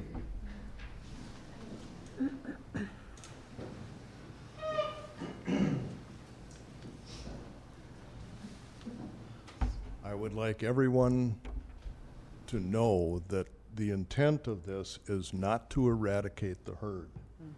The intent is to bring the herd back into manageable levels that can be supported by the environment that exists without eating hostas and without eating geraniums and without eating apples and without eating other yard plants. It's I don't know. I guess that's about all that I have to say. It's a program that is necessary. I've lived in this city for over 40 years, and when we first moved here, we did not have the problem with deer. It's gotten worse in the last decade, and I believe that it's due, number one, they're a very prolific animal. Number two, I think the winters have been very gentle, and this has helped increase the herd size. The DNR estimates that there's 80 deer roughly per square mile, and their estimates of what can be supported by the environment is 20 to 30. So there's about 4 times the number of deer, at least, or 4 or 5 times the number of deer per square mile in this area than can be supported successfully by the environment. Okay, I just want to make one point of clarification on the mapping. Absolutely. Make sure everybody understands, the map does not include the Willow River Cemetery. That's not included. That's not a designated parcel on that map, but the water utility on 7th Street is. So I just want to clarify, cemetery is, at least I didn't at least. Because it's privately owned and you That's didn't correct. mark any privately owned parcels. That's correct. I just Yep. want to make sure everybody understood that so there's no misunderstanding. Yes, I do have a misunderstanding. You're telling me that there are no hunt on the cemetery, or can No. hunt on the cemetery? Only with the cemetery association approval, I would assume. The association's already given permission, so you're telling me that they can, hold on, come back. I'm totally confused now. Well, I can tell you this. Yeah. Before you come back up, why don't you just wait, because here's what the motion is right now. That the deer control program would include portions of private properties with the express written permission of the property owner. Now, we haven't mapped those, because that's going to be between River Valley Deer Management and those private property owners, and he's in the process of seeking those private approvals. But we're going to set a setback of how far that needs to be from the next residence, or else they'll need to ask for permission there. I think the person that we haven't heard from, and I was just, because I thought we were done with public, I was going to have Mr. Fea come up and answer any further questions, and maybe this is a question that he could answer. The question of the cemetery property is, because it's privately owned, that's going to be between River Valley Deer Management and the cemetery board. I guess my only request before the board is that I request that the board, in addition to getting their written permission, as they did in North Hudson, because I know what they did in North Hudson, was that every neighbor up inside the street, so, and I understand this, but if you're gonna go to house A and there's house B, C, and D on the street, house B and C and D need to be notified, because somebody is going to be in their backyard. That's my point of all this, that it's not happening that way, and that's what's illegal and wrong, is because the notification needs to be both ends. It needs to be on the person who's gonna do the hunting and the person next door who doesn't want it done. They need to be notified. That's why that 300-foot rule that the DNR has out there is so darn important in this. It's the facts. That's why Mr. O'Malley's trying to change it and get it lowered. That's why I'm trying to plead with you. I don't want, if you go back to my house and you look behind my shed there, that's where they're planning on doing this. There's not enough room back there to fart. And you want to put a 300-foot rule and you want to bring it down to even smaller, that takes the neighbor to the left, the neighbor to the right out of the scenario. So that means they have absolutely, positively no say. And that's not how we run things. Everybody has a say, and that's why I'm down here, that's why I put an ad in the paper, and that's why I called each and every one of you. Because just like we used to do it, and I used to be the one out there doing it, people need to know we're going to have these hunts. It shouldn't just be a surprise like Jack Bro used to do it, okay? Well, before Mr. Fea comes up, I'd just point out that from the time I first suggested it might be time to do this after we hadn't done it for 3 years, I brought it to the council at an open meeting that I had a suggestion. We sent it to committees. It was talked about in the Public Safety Committee. It was talked about at the Park Board. It came back to the council, was talked about a couple of times, was on the front page of the paper. Then it went to the Deer Management Committee, who talked about it in public 2 more times and had concerned citizens, including yourself, come to those meetings. I mean, there has been nothing but openness to this whole process. The fact is, as a community, we have a problem. We have overpopulation of deer. Those deer are suffering in a variety of ways, as well as causing damage, because they end up being hit by cars often, and that's its own problem. And you can see them. I mean, people see the injuries on the deer, the ones that survive these car accidents, and many of them don't. All right, Mr. Fea, would you be prepared to answer any further questions, make any more comments here? I will take questions. I don't think there's any choice in that, is there? No. Yes, we're open to questions. I just would like to add that it is RVDM's intention to work with Hudson and work with the residents in Hudson to perform this function, first of all, at no cost to the city of Hudson. In the past, the city has paid for this type of service. We're doing this as concerned sportsmen. We're going to do it with the utmost concern of safety, with the utmost concern of responsibility, and with the utmost concern of respect to the surrounding neighbors and the people in the city of Hudson. Okay, any questions from the council for Mr. Fea? Yes, sir. Lon, maybe 2 questions. First, you got to take the time to meet with the people who don't want you hunting around their houses, neighborhood. That is correct. Do that. I have been, sir. The other question is, why are you taking 3-4 months to do this when you are expected to hire these sharpshooters, qualified bow and arrow people? Why is it taking until January to do it? Wouldn't it be a 2-week process to clear 50 deer out? The way that you're explaining it sounds like a rifle hunt. Okay, with a rifle hunt, you typically hunt at night over bait on lighted sites. In talking with the DNR, where it's been successful around Wisconsin and in the neighboring states, is to do it the way that we're proposing to do it using the course of the normal Wisconsin archery deer season, to not put undue pressure on the deer herd to keep them acting normally, to allow it to be done without having to close the parks, to be able to do it with minimal disturbance to the public, and to do it very effectively. We can't say, in discussing this with Mr. Halverson today, he said, we can't say we're going to take 6 deer out of this park today at 4 o'clock because the deer have something to say about it. So it needs to be set up that it works with, and you're a hunter, so you understand. I realize that. So over 4 months, typically we'll see more activity in the beginning and less towards the end. But that is the stated length of time for the deer season, archery deer season in Wisconsin. And you're okay with the 100-yard rule? I can live with the 100-yard rule if that's what the council decides. We would also accept a closer expanse. We would be okay with it being a closer distance. My question was pretty much that. How, right now, before there's a decision made, if you were to go out today or tomorrow, what would the distance be?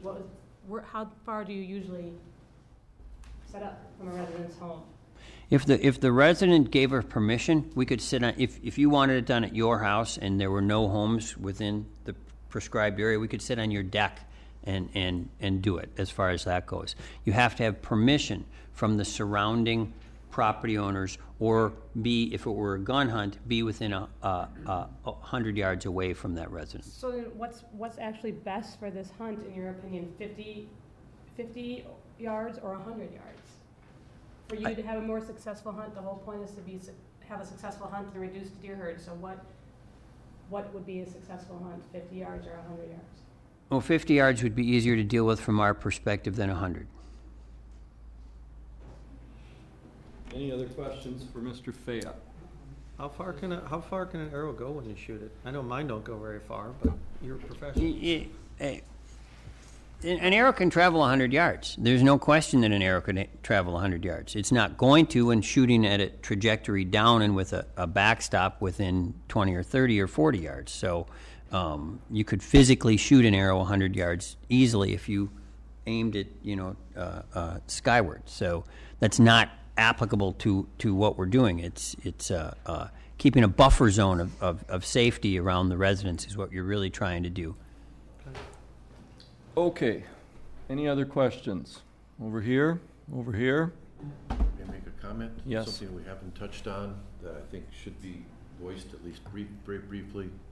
I've had the opportunity to talk to doctors in the area, and people do not seem to, may perhaps not know it, but we have a rampant Lyme's disease problem here in St. Croix County.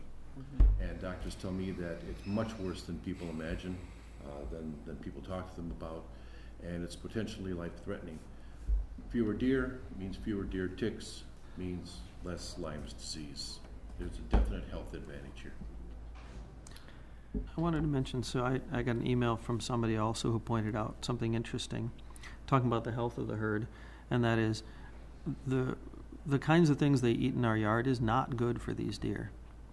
They should be eating other things, and when the deer herd gets too large, they start eating pastas and things like this that aren't good for them. And as well as how many times, I don't know how many you've seen, one weekend I got 3 complaints about people running into deer or getting close to running into deer. And I think that with the food available or lack of food available, if we have a cold winter, we're gonna have a lot of dead deer. So there's a number of reasons we need to manage that herd. Any others? Yes. We did have a dead deer in our yard about a year ago at the end of the winter. Don't know if it was, diseased or what have you. The only thing I would add is we add to the problem when we purposely feed them. Mm-hmm. And I know it's fun to feed the birds. It's a little bit different when we feed deer and draw them in, and they It might be a good increase in time to numbers. point out that we have long had an ordinance in Hudson that prohibits the feeding of deer, partly because they then become tamer. They start to rely on people and become less of a wild animal and more of a nuisance, and also their reproduction ends up being higher, and you're going to see more multiple births. Mr. Mayor, I'd like to see it go back to the 100 yards, and so I'll probably vote against the 50. I just think that if it's acceptable to the deer hunters, I think it gives some relief to the people that don't think there should be a deer hunt. And so 100 yards is acceptable to the deer, people doing the herd, harvesting of the herd, and yet we can hopefully, I want to use the word appease or satisfy to the best of our ability everybody involved. So I'd like to keep it at 100 yards. I made this motion. Scott. The motion is at 50, I believe. Did you second it? It's your motion. Yes, my motion's 50 yards. Can I rescind my second? Yes. I guess. Okay, she's with, and do you wish to give a reason? I agree with Alan, and I'm On the 100 comfortable going yards? back to 100 yards. You'd be open to amending? You want to have, I'll ask for a second again, if not. I just think we're making life more difficult for the hunters by going to 100 yards. They are going to be shooting down towards the ground. I don't suspect an arrow is going to go as much as 40 yards ever. All of the arrows, save one, that were shot in North Hudson were retrieved. But if I would like to stay with 50 yards, and I would ask for a second on 50 yards. All right, is there a second for the motion to approve with the 50-yard separation, minimum separation distance? Is there a second? Is there a second? Is there a second? I'll make a new motion that everything I had before except 100 yards. I'll second that. There's a motion and a second. Any more discussion? Would it be possible to revisit it should Lon's group find it really is proving cumbersome? I mean, could we revisit it a month from now or 2 months from now and look at that range? Well, we could, if we're not getting if the harvest isn't coming out that we needed to come out, we may have to revisit it. What we could do, and what I actually had somehow mistakenly thought that we did do, was turn some of this detail over to our deer management committee to oversee this and work with them on it. But as it happened, the motion actually read that it would come back to the council. Here we are. Don't have a problem with that for this first year. But as we go forward, I'm not sure that this requires council to make every change to this.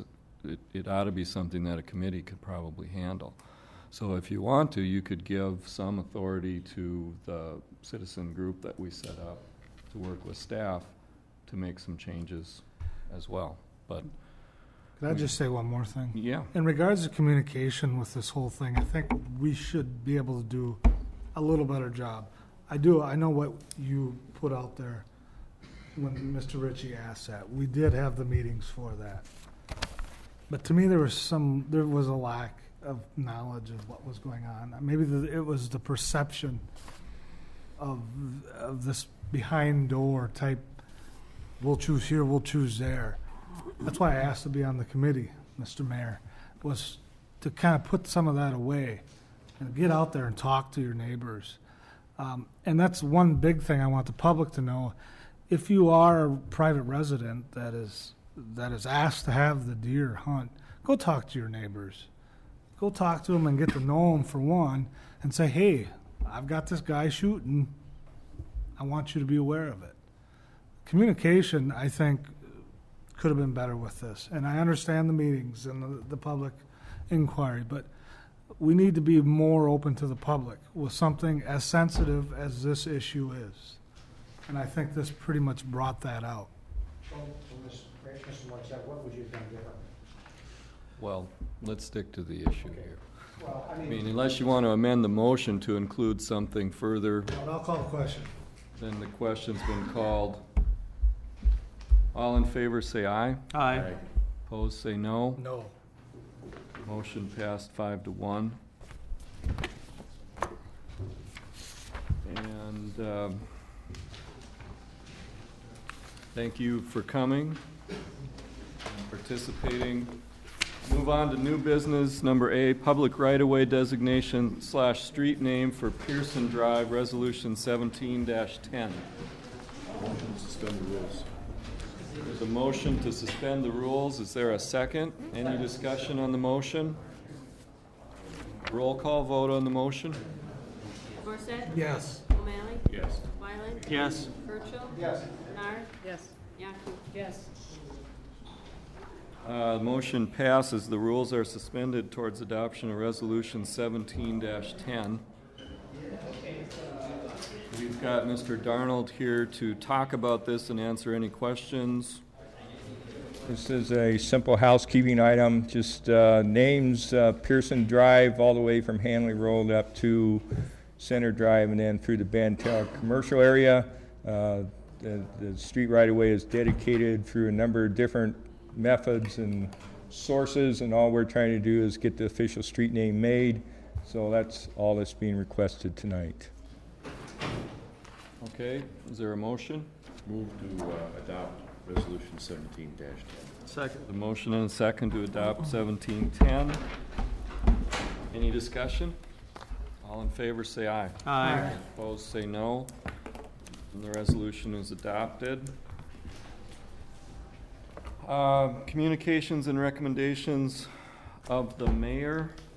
I have one comment that in the matter of Lifeline Systems Incorporated doing business as LifeQuest, plaintiff versus the City of Hudson defendant in Circuit Court, St. Croix County. This case was dismissed because the judge found in favor of the city on our request for summary judgment.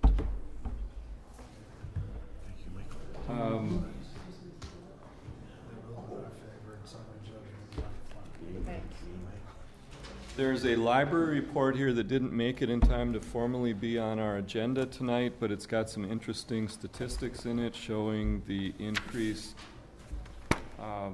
circulation and registrations at the library, and that'll be back again at the next meeting to be incorporated. Let me say that for the closed session, we had 2 closed sessions down tonight, and one of them we're pulling. It was to consider deliberating or negotiating regarding the possible purchase of public properties. In that regard, I've been advised by Catherine that it is not appropriate for us to have closed session on that. And so we're going to work on that with staff and myself, and we'll come back to you for closed session on that at a future date. And that's it for me. Then, let's see, any alderperson? Just like to remind the mayor that we need to schedule the special committee of the whole for snow plowing. Yes, I had intended to do that this week, but I was informed a week ago or so by Jan that tonight looked like a pretty busy night and a long meeting, and so we decided not to do it tonight. But it's my intention to maybe have a half-hour meeting at 6:30 before our next council meeting. Would that fit with your schedule? Knock it out in half an hour, no problem. I think so. Right. We only talked about it since April. What the heck? So no closed session? Yes, there is closed session, but we're still taking comments from any alderperson. Just wanted to bring up, and correct me if I'm wrong, but we often have the motion made to call the question. Yes. Technically, it requires a second, and it requires a 2/3 vote because it ends debate. And oftentimes, it's taken as a debate's closed, questions called, and Yeah, it is not debatable. it's not debatable, but Yep. it requires a second, and it requires a 2/3 I've never vote. once cut Thank you off. No, I'm just for point of clarification. I had read that somewhere else, and it's. Anyone else? I read the same thing. Yeah. Move to go into closed session. Second.